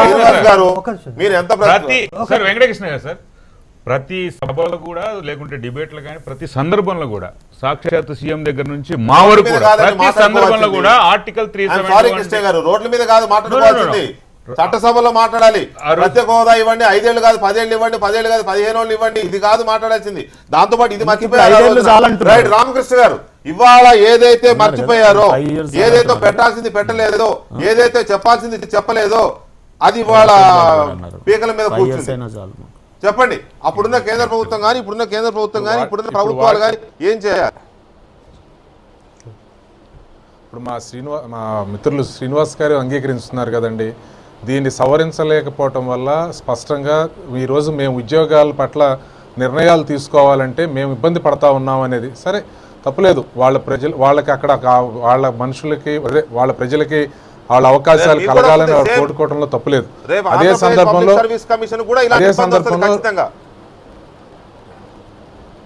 అదే సార్ నేను అనేది రేపు ఇప్పుడు మేము జరిగేది అదే. ఇప్పుడు దీని అన్నిటి మీద నిర్ణయం తీసుకోలేకపోవటం వల్ల ఈరోజు జరుగుతున్నటువంటి పరిణామం. ఇందాక నుంచి చాలాసేపు మనం మాట్లాడుకునేది ఉద్యోగుల గురించే మాట్లాడుకుంటున్నాం సార్. స్థానికత అనేది కేవలం ఉద్యోగులకే కాదండి. ఎవరైనా మైగ్రేట్ అవుదాం అనుకున్న సందర్భంలో కూడా చిరుద్యోగులు కూడా ఉంటారు. ప్రభుత్వ ఉద్యోగులు కాకుండా చిరుద్యోగులకి సంబంధించిన వాళ్ళందరికీ కూడా చాలా ప్రధానమైనటువంటి సమస్య అవుతుంది సార్. వాళ్ళని ఎలా ఐడెంటిఫై చేస్తారు దీనిలో అనేది కూడా ప్రభుత్వాల ముందు ఉన్నటువంటి పెద్ద సవాల్. అంటే 371D అక్కడ మార్చడం ప్రభుత్వ ఉద్యోగులకు సంబంధించి చాలా తేలికైన ఇక్కడికి చెప్పండి, మీరు చెప్పండి రామకృష్ణ గారు. మా తాడు శ్రీనివాస్ గారికి అన్ని ఇట్లా డౌట్లో వస్తూ ఉంటాయి. అన్ని ఆయన లాయర్ కదా, డౌట్లు వస్తూ ఉంటాయి. చెప్పండి. నేననేది ఇప్పుడు ఈరోజు మార్పు వచ్చిన తర్వాత అక్కడి నుంచి మైగ్రేట్ అవుదాం అనుకున్న వాళ్ళకు ఉండేటువంటి అభిప్రాయం కూడా మీకు చెప్తున్నాను శ్రీనివాస్ గారు. కేవలం దానిలో ప్రభుత్వ ఉద్యోగులు అనేటువంటిదే కాకుండా అక్కడి నుంచి మైగ్రేట్ పిల్లల స్థానికతకు సంబంధించిన అంశం వచ్చినప్పుడు వాళ్ళు కూడా కోరుకుంటారు, మా పిల్లలను కూడా అక్కడ స్థానికంగా గుర్తిస్తే బాగుండు, మేము అక్కడికి తరలి వెళ్తున్నాం కదా అని. వాళ్ళని ఎలా ఐడెంటిఫై చేస్తారు అనేది కూడా చాలా పెద్ద సమస్య సార్. ఇది ప్రభుత్వం మంది ఉన్నటువంటిది. సరే, ఏమైనప్పటికీ పరిపాలన సజావుగా జరగాలంటే ఉద్యోగులు ఇక్కడికి తరలి రావాలనేది ప్రభుత్వం యొక్క అభిప్రాయం కాబట్టి చంద్రబాబు నాయుడు గారు ముందు దానికి సంబంధించి ముందు సవరణ చేస్తే పరిపాలన సజావుగా సాగుతుందనే ఉద్దేశంతో ఉన్నది. మిగిలినటువంటి వాళ్ళకి సంబంధించిన సమస్యలు కూడా పరిష్కరించాల్సినటువంటిది కూడా ఉంటుంది. అందుకనే 371D ఖచ్చితంగా చాలా ఇబ్బందికరమైన సెక్షను. అదేదో ఊరినే గబక్కని మార్చేది కాదు. ఇందాక కృష్ణయ్య గారు చెప్పినట్టుగా ఆ సెక్షన్ని మార్చాలంటే మిగిలిన రాష్ట్రాల యొక్క 2/3 కాకుండా 15 రాష్ట్రాల అభిప్రాయాలు కావాలన్నారు. అంటే దీనికి సంబంధించి గబక్కని ఈ రోజు నిర్ణయం తీసుకోవడానికి అవకాశం ఉందా అంటే మరి ఇందాక కృష్ణయ్య గారు చెప్పినటువంటి మాటల్లోనే అంటే ఉద్యోగుల నేతగా వారికే చాలా విషయాలు తెలిసినప్పుడు అది ఏ విధంగా ఉంటుందో ఒకసారి మనందరం ఆలోచించుకోవచ్చు సార్. రైట్. విష్ణు గారు, మీరు ఇందాక 2000 మందో 1500 మందో 3000 మందో ఉద్యోగులకు సంబంధించిన అంశంగా మీరు చూశారు.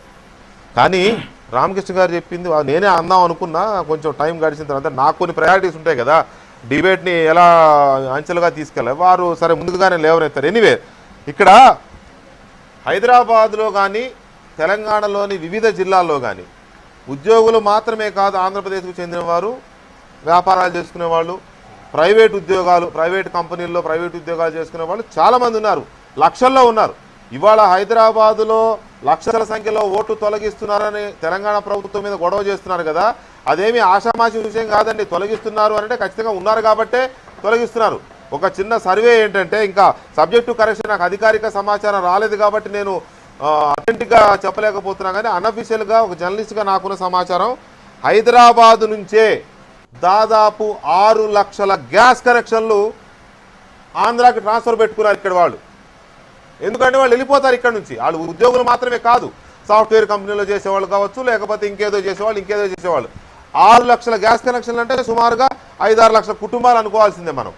సో ఇంతమంది అక్కడికి వస్తున్నప్పుడు వాళ్ళంతా ఖచ్చితంగా అప్లై చేసుకుంటారు పిల్లల స్థానికత కోసం.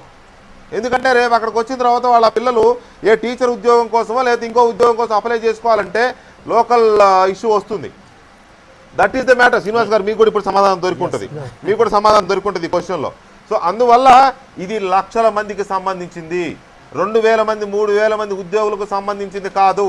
మీరు చేసిన అనాలోచిత నిర్ణయం కాంగ్రెస్ పార్టీ, మీరు ఇన్ ద సెన్స్, అలాగే ముందు చూపు లేకుండా కేవలం ప్యాకేజీ హోదా అని గొంతు చించుకున్న బీజేపీ ముందు చూపులేని నిర్ణయం, ముందు చూపులేని రాజకీయ పోకడ, వీటి వల్ల లక్షల కుటుంబాలు ఇవాళ ఆంధ్రప్రదేశ్కి రావడానికి తప్పని పరిస్థితి, రావడానికి భయపడుతున్న పరిస్థితి. ఇప్పుడు చెప్పండి విష్ణు గారు. సార్, ఇప్పుడు వెంకటకృష్ణ గారు మీ మాటల్లో ప్రస్ఫుటించేది ఏంటంటే కాంగ్రెస్ పార్టీ పూర్తిగా నేరం చేసిన కాదు. నేను నన్ను ఒక నిమిషం మాట్లాడినవాడు సార్. ఇప్పుడు మీ యొక్క అభిప్రాయంలో కాంగ్రెస్ పార్టీ పూర్తిగా ఈ మొత్తం 370 కాదు నేను చెప్పిన తర్వాత మీరు సవరిద్దరు కానీ మీరు చెప్పి టోటల్గా కాంగ్రెస్ పార్టీ 371D మీద టోటల్ బీజేపీ కూడా పార్లమెంట్ రాజ్యసభలో సపోర్ట్ చేసింది కాబట్టి ఆ రోజు ఉన్నటువంటి తప్పంతా కూడా పూర్తిగా కాంగ్రెస్ పార్టీ మీద అనాలోచితమైనటువంటి నిర్ణయం తీసుకున్నట్టుగా మీ ఇందాక నా ముందు మీరు మాట్లాడినటువంటి మాటలు బట్టి అర్థమవుతోంది. అది కాదు, అది ఒక్కటే కాదు, హోంశాఖ రాష్ట్రంలో ఉన్నటువంటి రాజకీయ పార్టీలన్నింటినీ కూడా అనుభవం కలిగినటువంటి మంత్రులుగా ముఖ్యమంత్రులుగా పనిచేసినటువంటి అన్ని పొలిటికల్ పార్టీస్ని అడిగినప్పటికీ కూడా ఎవరు కూడా ఏమీ మాట్లాడలేదు. ఆ పాపంలో అందరూ భాగస్వాములుగా ఉండాల్సినటువంటి అవసరం ఉంది. నెంబర్ 1. నెంబర్ 2, ఈరోజు నేను ఉద్యోగస్తుల గురించే కాదు, ఉద్యోగస్తులకి సమస్యలు ఉన్నాయి. ఎక్కువ మనం అనుకో నెంబరింగ్లో తేడా ఉండొచ్చు కానీ ఉద్యోగస్తులకి సమస్యలు ఉన్నాయి. అలాగే ప్రైవేట్ సెక్టార్ నుంచి కూడా సమస్యలు ఉన్నాయి. అది మీరు ఇందాక మాట్లాడినట్టు 6 లక్షల మంది అక్కడి నుంచి ఇక్కడికి తరలిపోతున్నారనే మాట వాస్తవ దూరమైనటువంటి మాట. అఫీషియల్గా అయినప్పుడు మనం దాని గురించి చర్చిద్దాం.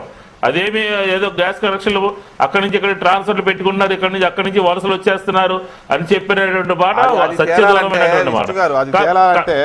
అది తేలాలంటే కేసీఆర్ గారు అప్పట్లో ఒక మాట చెప్పేవారు, ఆంధ్ర ఎవరు తెలంగాణ ఎవరు తేలాలంటే సొరకాయ ఆనపకాయ 2 పట్టుకొని చెప్పండి రా బాబు అంటే చెప్తున్నాడు. ఆనపకాయ అన్నాడు ఆంధ్రోడు, సొరకాయ అన్నాడు తెలంగాణోడు అని కేసీఆర్ గారు ఇప్పుడు. అట్లాగే ఇది కూడా లెక్క కాదు, ఇది కూడా లెక్క తేలాలంటే విష్ణు గారు ఇది కూడా లెక్క తేలాలంటే నేనేమో హైదరాబాద్ ఇమ్లీమన్ బస్ స్టేషన్ లెక్కలు పెడుతూ కూర్చోవాలి, మీరేమో శాతవాహన బస్సు ప్రయాణ ప్రాంగణంలో మీరు కూర్చొని లెక్కలు పెట్టాలి. సరే అది నిజంగా వాస్తవమైనప్పుడు చర్చిద్దాం. అయినప్పటికీ కూడా అలా జరిగితే ఇక్కడ పరిస్థితి ఏంటనే దాని మీద మనం డిస్కస్ చేద్దాం.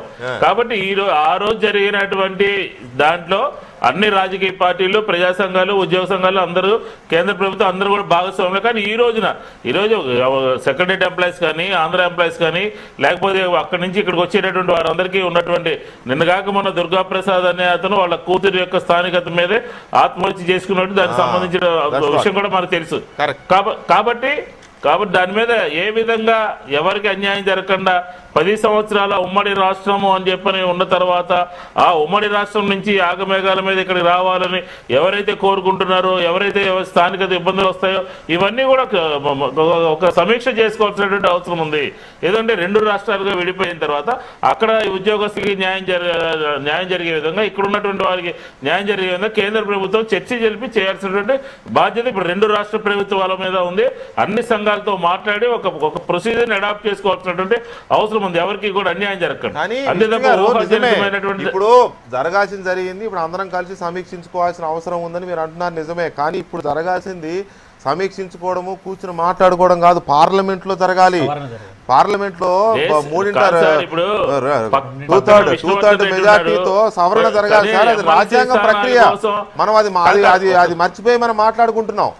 కాదు సార్, ఎమ్మెల్సీ స్థానాల కోసం మనం ఉన్నప్పుడు మెజార్టీ రాష్ట్రాలు 2 పార్టీలకు సంబంధించినటువంటివి ఉంటాయి. పార్లమెంట్ లో 2/3 మెజార్టీ భారతీయ జనతా పార్టీకి ఉంది.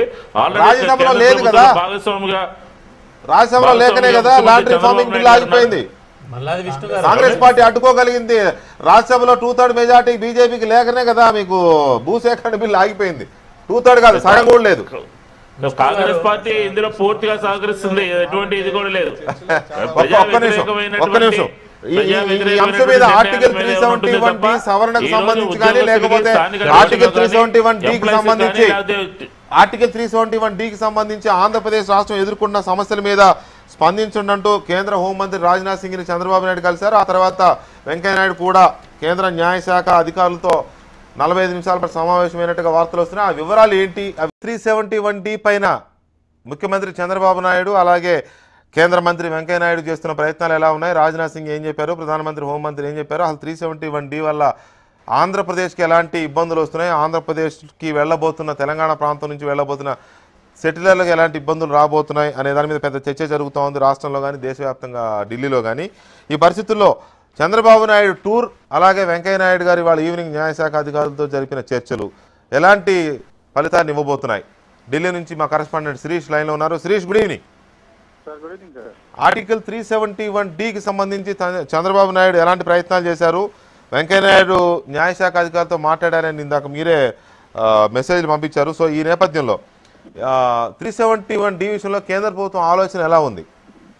సార్, దీనికి సంబంధించి ఈవినింగ్ లా సెక్రటరీ అదేవిధంగా హోంశాఖ జాయింట్ సెక్రటరీ వీరిద్దరు కూడా దాదాపు 45 నిమిషాల పాటు వెంకయ్యనాయుడు సమక్షంలో రివ్యూ చేశారు. దీనికి సంబంధించి సాధ్యాసాధ్యాలు ఎంతవరకు ఏ విధంగా చేయొచ్చు, ఏదైనా లీగల్ గా ఏదైనా ఇబ్బందులు ఎదురవుతాయనే దాని గురించి కూడా పూర్తిగా స్టడీ చేసి తొందరలోనే ఒక రిపోర్ట్ ఇవ్వమని చెప్పేసి కూడా అడిగారు. 1-2 రోజుల్లో దీనికి సంబంధించి రిపోర్ట్ ఇచ్చేందుకు వాళ్ళ కసరత్తు కూడా చేస్తున్నారు. దీన్ని వెంకయ్యనాయుడు స్వయంగా పర్సూ చేస్తానని చెప్పేసి కూడా చెప్పడం జరిగింది. రాజ్నాథ్ సింగ్ చంద్రబాబు భేటీలో కూడా దాదాపుగా ఇదే అంశాన్ని ప్రధానంగా ప్రస్తావనకు తెచ్చారు. ఎందుకంటే వచ్చే సంవత్సరం లోపు దీన్ని కనుక చేపట్టకపోతే ఎదురయ్యే ఇబ్బందులు కూడా ఆయన వివరించారు. కాబట్టి వెంటనే దీన్ని చేపడతాము, దీనివల్ల ఎటువంటి ఇబ్బందులు లేకుండా చూస్తామని చెప్పేసి కూడా చంద్రబాబుకు ఆయన హామీ ఇచ్చారు. చంద్రబాబు సమక్షంలో హోం సెక్రటరీని పిలిచి ఆయన మాట్లాడడం కూడా జరిగింది. అయితే జరిగిన సమావేశం గురించి కూడా చెప్పడంతో వాళ్ళు వర్కౌట్ చేసే రిపోర్ట్ ఇచ్చిన తర్వాత దీనిపైన నేను నిర్ణయం తీసుకుంటాను, ఎటువంటి మీరు ఇబ్బందులు పడాల్సిన అవసరం లేదని చెప్పేసి కూడా ఒక స్పష్టమైన హామీ రావడం కూడా జరిగింది సార్. వీళ్ళకి ఇక్కడ నిర్ణయం తీసుకుంటారు, నిర్ణయం తీసుకోకుండా ఉంటారు, లేకపోతే ఆంధ్రప్రదేశ్కి వాళ్ళు సహకరించకుండా ఉంటారనేది క్వశ్చన్ కాకుండా ఎలా చేస్తారు? దీనికి పార్లమెంట్లో దీన్ని సవరణ చేయాలంటే పార్లమెంట్లో 2/3 మెజార్టీ ఉండాలి. 2/3 మెజార్టీతో చేస్తారా, లేక ప్రెసిడెంట్ డైరెక్ట్గా చేయొచ్చు, హైదరాబాద్ 14F విషయంలో చేసిన విధంగా చేయొచ్చు అనే ఆలోచన ఏమైనా ఉందా? ఎంత తొందరగా చేస్తే అంత మంచిదనే ఉద్దేశంతో చంద్రబాబు నాయుడు ఉన్నారు కదా.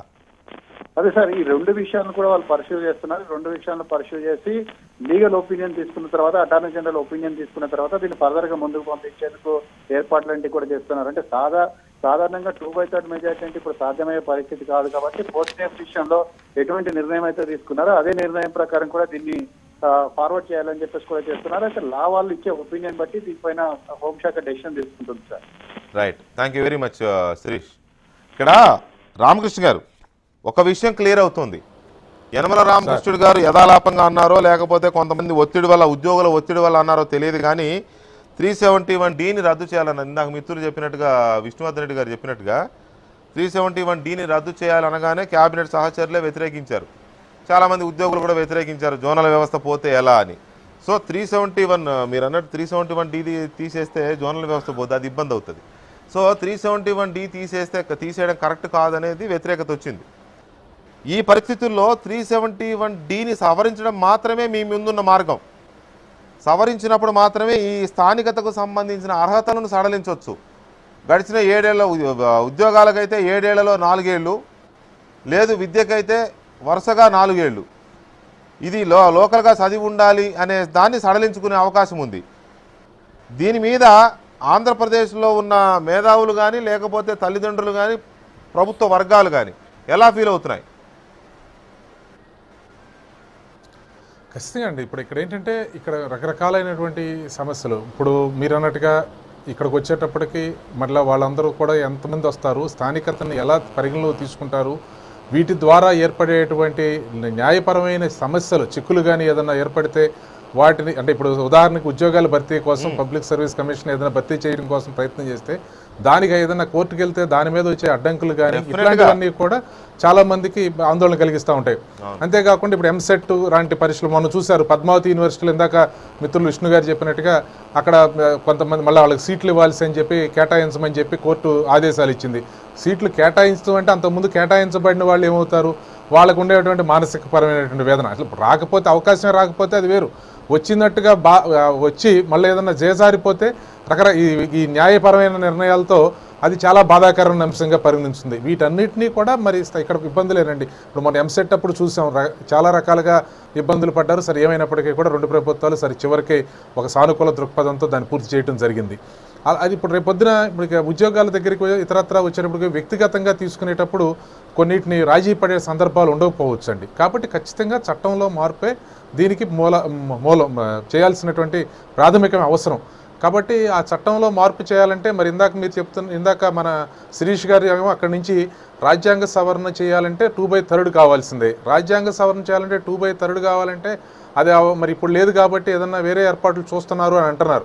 సరే నేను కూడా రాజ్యాంగ న్యాయ నిపుణుని కాదు కానీ న్యాయవాదిని కాబట్టి మరి నాకున్నంత దానిలో కనీస నిర్ణయం మరి రాజ్యాంగంలో ఆర్టికల్ని మార్చాలంటే దాన్ని అన్ని ఆర్టికల్స్కి కూడా అదే సవరణ చేయాలంటే వాటన్నిటికీ కూడా ఒకే రకమైనది ఉంటుంది అనేది నాకున్న అభిప్రాయం. ఈ పర్టికులర్ ఇష్యూ వరకు పిల్లల స్థానికత వరకు మేము ఆల్రెడీ అసోసియేషన్ రిప్రజెంటేషన్ కూడా ఇచ్చాము. పేరా 4 అంటే ఎడ్యుకేషన్కి సంబంధించి అంటే ఇది ప్రెసిడెన్షియల్ ఆర్డర్ 1974 పేరా 4 ఎడ్యుకేషన్కి సంబంధించి, పేరా 7 ఎంప్లాయ్మెంట్కి సంబంధించి ఉన్నదానికి ప్రొవైడెడ్ దట్ ఏదైతే ఆల్రెడీ ఉన్నదానికి ఇది అమెండ్ చేయాలి. ఏది June 2, 2017 లోపు వెళ్ళే వాళ్ళకు పిల్లలకు స్థానికత ఇవ్వాలి అని president can issue. President can ఎందుకంటే ప్రెసిడెంట్ ఆర్టికల్ పట్టిన ప్రణబ్ ముఖర్జీ అక్కడ సీట్లో కూర్చుని ఉన్నారు.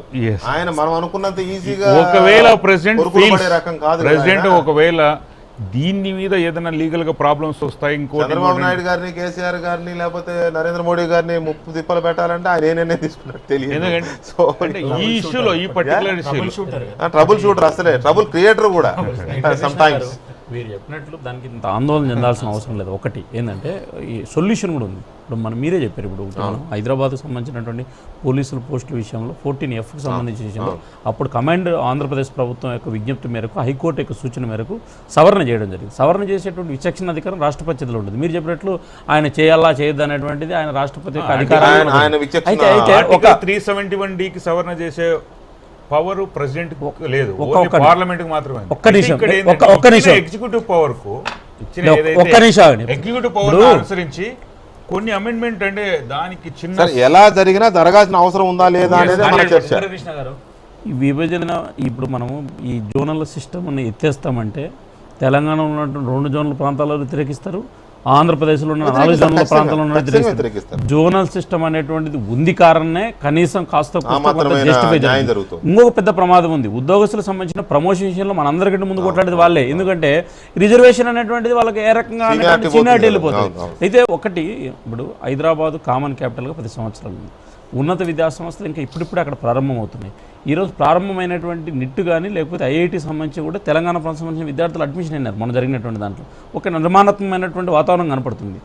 అట్ ద సేమ్ టైం 1-2 సమస్యలు హైదరాబాద్లో కూడా వచ్చినాయి. ఏది, ఈ విద్యుత్ ఉద్యోగులకు సంబంధించిన విషయంలో వాళ్ళు ఉద్యోగులు తీసుకోకపోవడం, కోర్టు చెప్తే కూడా దాన్ని సుప్రీంకోర్టుకు మళ్ళీ అప్పీల్కి పోవడం, ఇవన్నీ జరిగినాయి. అయితే ఒకటి ఈరోజు 10 సంవత్సరాల యొక్క ఏదైతే కామన్ క్యాపిటల్లో 2 సంవత్సరాలు, మన 16 మాసాలు 17 మాసాలు పూర్తయింది. ఇంకా మనం 8 సంవత్సరాలు ఉండాలి.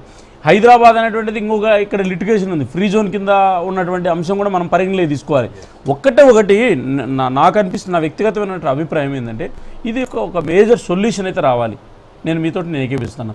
సొల్యూషన్ ఏ రకంగా అంటే జోన్ల వ్యవస్థను కంటిన్యూ చేస్తూనే ఈ రాష్ట్రానికి సంబంధించినటువంటి ఏవైతే హక్కుల కోసము, ఆశయాల కోసం, ఉద్యోగాల కోసం ఏదైతే మనం రాష్ట్రాలు విభజన చేసుకున్నామో, ఈ ప్రాంతం వాళ్ళు ఇక్కడ అభివృద్ధి చెందాలి, ఉద్యోగాలు రావాలనేటువంటిది, ఆ ప్రాంతానికి సంబంధించినటువంటి వాళ్ళు కూడా అక్కడే రావాలనేటువంటిది. ఈ సందర్భంలో జరగాల్సినటువంటి సొల్యూషన్ ఏంటంటే ఖచ్చితంగా ఏ రాష్ట్రంలో ఆ రాష్ట్రంలో జోనల్ సిస్టాన్ని కంటిన్యూ చేస్తూ ఏదైతే 8 స్థానికత నిబంధన అనేటువంటి దాన్ని సవరించుకుంటే ఖచ్చితంగా జస్టిఫికేషన్ జరిగేటువంటి అవకాశం ఉంది. లేకపోతే ఏం జరుగుతుందంటే మీకు ఇప్పుడు మన మల్లాది విష్ణు గారు కూడా చెప్పారు, ఈ పశ్చిమ గోదావరి జిల్లాకు సంబంధించినటువంటి దుర్గాప్రసాద్ అనే డాక్టరు డిఎస్సి పోస్ట్ కోసం దరఖాస్తు చేసుకుంటే అక్కడ ఉన్నటువంటి జిల్లా విద్యాశాఖ అధికారులు తిరస్కరించారు. మీరు హైదరాబాద్లో ఉన్నారు, మీరు వెళ్ళండి, మీకు ఇక్కడ ఎలిజిబిలిటీ లేదనేటువంటిది. అంటే అనేక సమస్యలు వస్తాయి. ఇంకా ఇప్పుడు ముంపు మండలాలు ఏవైతే మనం ఈరోజు పోలవరం సంబంధించిన అంశంలో కలిపేశామో అక్కడున్న పిల్లలకు కూడా ఈరోజు ఇదే ప్రాబ్లం తెలంగాణ పిల్లలు కూడా వచ్చేటువంటి అవకాశం ఉంది. చట్టంలో ఉన్న ఆర్టికల్ 371D లో ఉన్నటువంటి మౌలిక విషయాల మీద ఏదైనా మార్పులు చేర్పులు చేయాలి. పార్లమెంట్ లో 2/3 మెజారిటీ కన్సెంట్ ఉండాలి. మౌలిక విషయాల మార్పునకు మాత్రం కేవలం ఇప్పుడు ప్రెసిడెంట్ చంద్రబాబు నాయుడు గారు రాసినటువంటి లెటర్ చూస్తే మాత్రం డెఫినెట్ గా ప్రెసిడెంట్ కెన్ ఇష్యూ. ఇక్కడ మన ఇంటెలెక్చువాలిటీస్, మన చదువులు అన్ని పక్కకు పెట్టి లేమన్గా డిస్కస్ చేద్దాం. మొన్న సుప్రీంకోర్టు 370 ఆర్టికల్ని బీజేపీ ఎజెండా ఏ రకంగా అయినది 2గా జీలిపోయినాం మనం. మన కాన్స్టిట్యూషన్ ఏమో 3 విభాగాలు, ఒకటి సెక్యులరా లేదా మత ప్రాతిపదికన విడిపోయినామా, కులాల ప్రాతిపదికన విడిపోయినామా, మన రాజ్యాంగం ఏం చెప్తున్నది డిఫరెంట్ చర్చ అది. సో ఇవన్నీ ప్రొవిజన్స్ ఉన్నాయి. 370 ఆర్టికల్ని సవరిస్తాము, ఎత్తివేస్తాము, రద్దు చేస్తాము, 370 పునఃసమీక్షిస్తాము, తీసేయడం అన్నట్టే కదా. 370 ఆర్టికల్నే తీసేస్తాము అని చెప్పి ఇంత పెద్ద చర్చ, ఇంత పెద్ద ముందుకొచ్చి మేనిఫెస్టోలో పెట్టుకోగలిగిన పార్టీ, అందులో ఇప్పుడు చంద్రబాబు నాయుడు గారు, వెంకయ్య నాయుడు గారు ఇద్దరు అనుకుంటే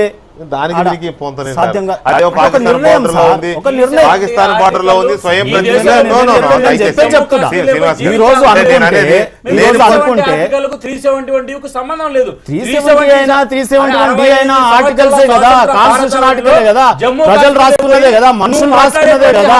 అది ఏదో శిలాశాసనం మీద రాయి మీద చెక్కినాం, దాన్ని చెడిపేయడం కాదు, మళ్ళీ కొత్త రాయి మీద చెక్కడం కాదు కదా. నేను అందుకే అన్నా, నేను I am discussing as a layman, you convince me. ఎక్కడ బోడుగుండులు మోడకాలు చెప్పండి, మీరు ఎక్కడ మీ ప్రయోజనాలకు ఆధారంగా వచ్చింది. మాకు వెసులుబాటు కావాలి, ఇక్కడ సౌకర్యాలు కావాలి, ఇక్కడ అందివచ్చే అవకాశాలన్నీ కావాలి, ఆ ప్రాంతంలో కావాలి. ఎవరు అనట్లేదండి, మీరు ఎందుకు రాంగ్ ఇంటిమేషన్ వేశారు? మేమే చెప్తున్నాం, తెలంగాణలో పిల్లలకు తెలంగాణ ఉద్యోగాలు కావాలి, ఆంధ్రప్రదేశ్ పిల్లలకు ఆంధ్రప్రదేశ్ ఉద్యోగాలు కావాలి. జమ్మూ కాశ్మీర్ 370కి 371D కంపేర్ చేస్తున్నాం. అదే చెప్తాను, 371Dని మొత్తమే రిపెల్ చేసి 2 స్టేక్ హోల్డర్స్ కి సంబంధించినటువంటి మళ్ళీ అమెండ్మెంట్ చేసుకుంటే కాన్స్టిట్యూషన్ అమెండ్మెంట్ కాలేదు.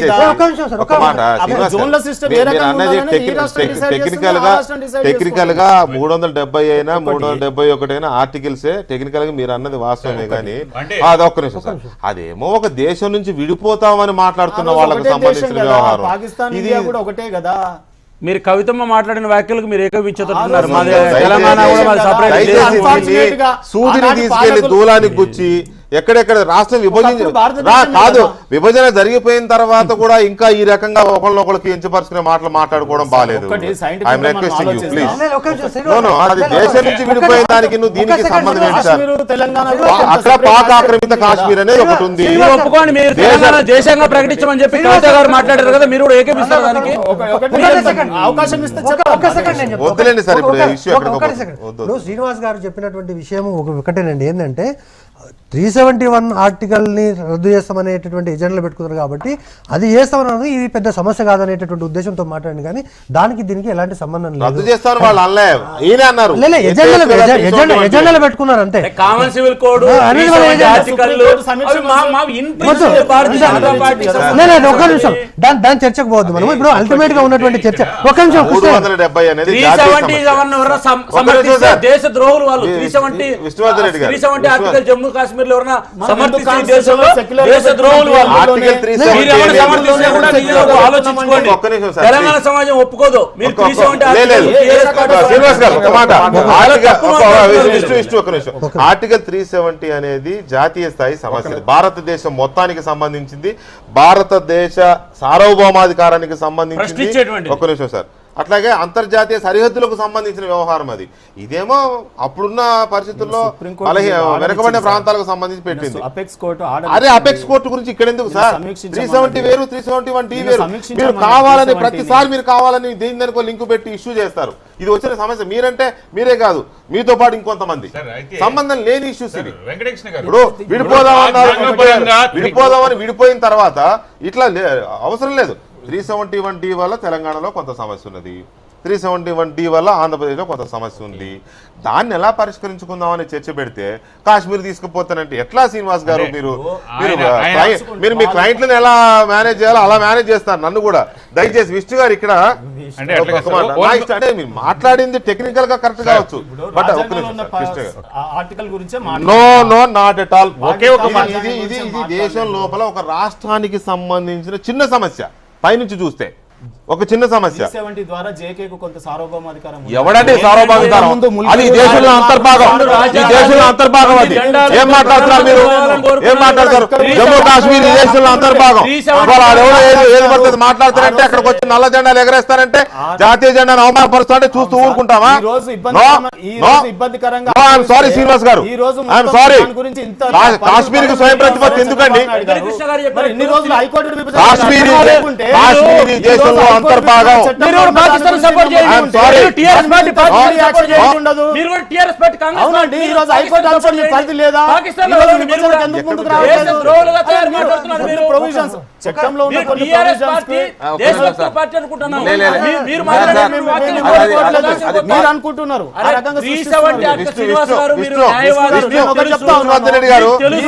ఆగమేఘాల మీద పరిగెత్తిన చంద్రబాబు నాయుడు గారు హైకోర్టు విభజన మీద ఎందుకు పోరు? ఇదే రకంగా ఎందుకు స్పందించరు? టాపిక్ హైకోర్టు మీద మీరు అన్నారు కాబట్టి నేను అంటున్నాను.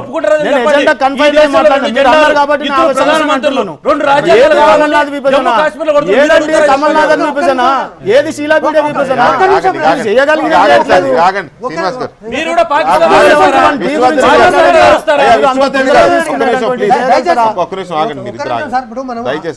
ఉద్యోగుల విభజనకు సంబంధించి చర్చిస్తున్నాం.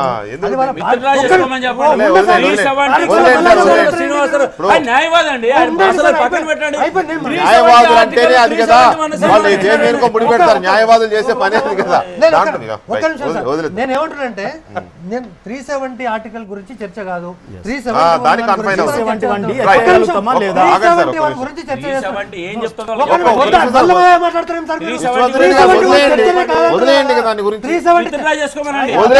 చేసుకోరు వారి విధానం అది వదిలేయండి. వ్యక్తిగత విధానం వదిలేయండి సార్.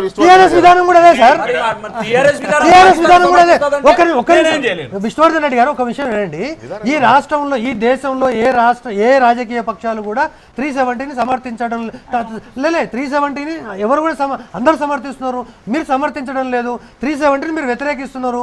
ఒకే రాజ్యాంగం వాడుతున్నారు, ఎవరి విధానం వారి దానిపైన చర్చ.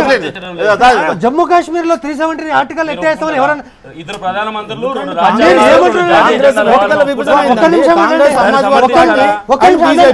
నేను మాట్లాడుతున్నా అన్న, నేను ఒక్క నిమిషం ఒక్క నిమిషం సార్.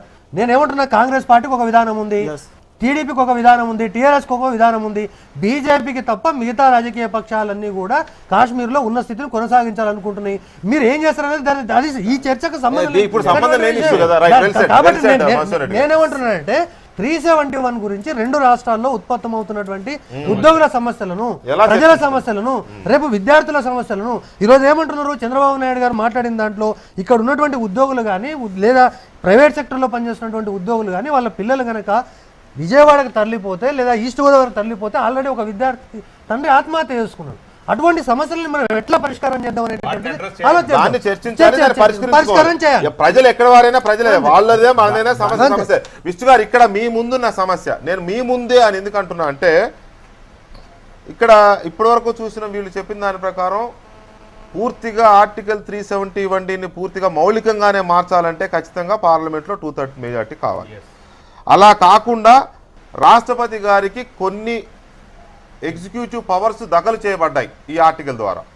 చంద్రబాబు నాయుడు గారు ఏదైతే ఇప్పుడు డిమాండ్ చేస్తున్నారో చిన్న సవరణ, దాన్ని రాష్ట్రపతి గారు చేసేయచ్చు. ఏది కేసీఆర్ గారు అప్పుడు ఉద్యమం చేశారు కదా 14F కోసం, అట్లా సేమ్ అదే తరహాలో. అయితే మీ మీద ఆంధ్రప్రదేశ్, రామకృష్ణ గారు మీరు కూడా వినండి దయచేసి, ఆంధ్రప్రదేశ్కు సంబంధించిన కాంగ్రెస్ పార్టీ మీద ఎందుకు ఈ బాధ్యత ఉంది అంటున్నానంటే, 7 మండలాలను తెలంగాణ నుంచి తీసుకెళ్లి ఆంధ్రప్రదేశ్లో కలిపారు, పోలవరం కోసం కలిపారు. ఆంధ్రప్రదేశ్లో డిఎస్సి నోటిఫికేషన్ ఇస్తే ఆ 7 మండలాలకు చెందిన అభ్యర్థులు అప్లై చేసుకుంటే మీరు పనికిరారు పొండి అన్నారు. వాళ్ళప్పుడు కోర్టుకి వెళ్తే కోర్టు అనుమతితో వాళ్ళు పరీక్ష రాయడానికి అనుమతించారు.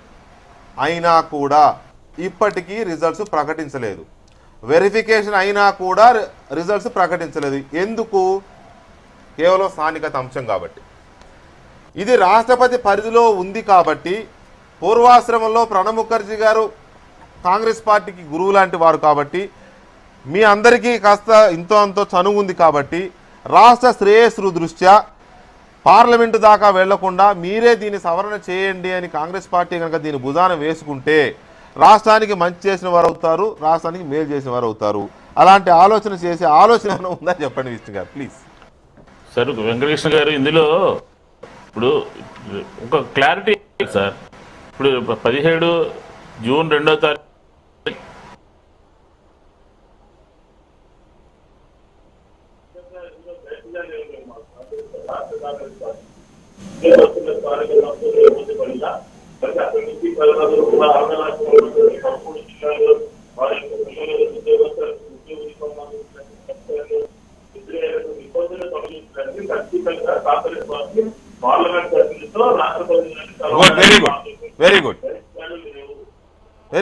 పార్లమెంట్ కి వచ్చినప్పటికీ కూడా మేడం సోనియా గాంధీ గారు కూడా తీసుకువెళ్లి ఈ పట్ల సానుకూలంగా ఆంధ్ర రాష్ట్ర కాంగ్రెస్ పార్టీ తీసుకుంటుంది. ఇందులో మేమేమి ఈ రోజు ఉన్న అలా ఉన్నాయి, ఏదో విభజన బిల్లులో ఒక రకంగా చెప్పిన ఇంకో రకంగా ఉన్నారని చెప్పలేదు. రాష్ట్ర ప్రభుత్వంలో ఎదురయ్యేటటువంటి సమస్యలు ఎంప్లాయీస్ సమస్యలకు కానీ లేకపోతే ఇతర వేరే విద్యార్థులకు కానీ రకరకాలైనటువంటి వారందరికీ ఎదురయ్యే సమస్యల మీద రాష్ట్ర కాంగ్రెస్ పార్టీ ఖచ్చితంగా దేశంలో ఉన్నటువంటి పార్లమెంట్ సభ్యులు కానీ లేకపోతే రాష్ట్రపతి గారిని కానీ కలిసి సమస్య పరిష్కరించమని కోరుతామని చెప్పి 100% ఉంటామని చెప్పి కూడా చెప్తాం. రామకృష్ణ గారు, ఫైనల్ గా మీ కామెంట్స్ ఏంటి? 7 మండలాలలో ఉపాధ్యాయ పోస్టుల కోసం అప్లై చేసుకున్న వాళ్ళ అనుభవం ఆంధ్రప్రదేశ్కి ఇప్పుడు ఉంది, ఆల్రెడీ ఉంది. కేవలం స్థానికత వల్లనే మీ 7 మండలాల వాళ్ళు ఇక్కడ వాళ్ళ అక్కడ వాళ్ళ మీ స్థానికత వచ్చి మీ స్థానికత అంతా తెలంగాణలో చదువుకున్నట్టు ఉన్నది కాబట్టి మీరు ఇక్కడ టీచర్ పోస్టుకు డిఎస్సీ రావడానికి అనర్హులు అని అక్కడ ప్రభుత్వం మీ ప్రభుత్వం అనర్హులుగా చెబితే కోర్టుకెళ్ళి తెచ్చుకున్నారు వాళ్ళు. అదే స్థానికత మీద ఇప్పుడు దాకా మనం చర్చించాం. అదే స్థానికత మీద చంద్రబాబు నాయుడు గారు వాళ్ళు ఢిల్లీ వెళ్ళారు. అదే స్థానికత మీద వెంకయ్యనాయుడు గారు చర్చిస్తున్నారు. దీని మీద ఏం చెప్తారు? ఇది చాలా క్రూషియల్ విషయం అని నేను చెప్తున్నా ఈ 7 మండలాల ఎగ్జాంపుల్తో. ఖచ్చితంగా సార్, ఇది 100% క్రూషియల్ ఇష్యూ. మీరు మంచి ఇష్యూని డిస్కస్ చేస్తున్నాం. మనం ఇందాక అనుకున్నట్టుగా ఇది అన్ని రాజకీయ పార్టీలు మరలా అక్కడ సహకరించి ఈ సమస్యని పరిష్కరించే దానికోసం కృషి చేయాల్సినటువంటి అవసరం ఉంది. ఇందాక మిత్రులు అన్నట్టుగా కేంద్ర ప్రభుత్వం కావాలనుకుంటే ఏదైనా చేసేయచ్చు అంటే, కేంద్ర ప్రభుత్వం ఎవరైనా ఏదైనా చేసేయచ్చు, కానీ అది అందరినీ కూడా సంప్రదించి ఎవరికి ఇబ్బంది లేని విధంగా చేయటంలోనే వాళ్ళ పరిపాలన సామర్థ్యం ఉంటుందనేది మిత్రులు గుర్తుపెట్టుకోవాలి మనసు. రైట్ రామకృష్ణ గారు, థాంక్యూ వెరీ మచ్. సమస్యను పరిష్కరించడానికి మేము ప్రధానమైనటువంటి ఇస్తున్నాం. రైట్ కృష్ణ గారు, ఫైనల్ గా మీ కామెంట్ ఏంటి? ఎందుకంటే ఇప్పుడు ఈ ఆర్టికల్ 3 ఇది లేట్ అయింది అనుకోండి, ఒకవేళ సవరణ స్థానిక ఉద్యోగులు అక్కడికి తరలిపోవడం కూడా లేట్ అవుతుందా? ఇప్పుడు ఇంకో విషయం ఏంటంటే ఇప్పుడు సవరణ కూడా నేను అనుకుంటున్నాను ఇప్పుడు పంపించింది కూడా అసంపూర్ణం. మేము ఏదైతే డిమాండ్ చేస్తున్నాం ఇప్పుడు వేరే ప్రాంతాల నుంచి ఫ్రీ జోన్ చేయమని ఒకేసారి సమగ్రంగా అమెండ్మెంట్ స్టేట్ లో ఉన్న పరిస్థితి మొత్తాన్ని ఒకేసారి సమగ్రంగా ఇప్పుడు ఫర్ ఎగ్జాంపుల్ జోన్ 3, జోన్ 4 కలిపి సిఆర్డిఏ పరిధి కింద ఉంది. సిఆర్డిఏ పరిధి కింద ఉద్యోగాలు కావచ్చు, విద్యా అవకాశాలు కావచ్చు, అందరికీ సమాన అవకాశాలు కావాలంటే దానికి కూడా అమెండ్మెంట్ కావాల్సిన. సో ఇవన్నీ కూడా ఉద్యోగ సంఘాలు డిమాండ్ అమరావతిగా తయారు కాబడుతున్న కొత్త రాజధానిని ఫ్రీ జోన్ చేయాలనేది ఉద్యోగ సంఘాల డిమాండ్. జోనల్ వ్యవస్థను కంటిన్యూ చేస్తుంది పరిధి. Okay right, thank you very much Krishna గారు. బట్ టెంపరరీ సొల్యూషన్స్ కాకుండా పర్మనెంట్ గా ఈ ఆర్టికల్ ఇష్యూ గానీ ఈ రిక్రూట్మెంట్ గానీ స్థానికంగా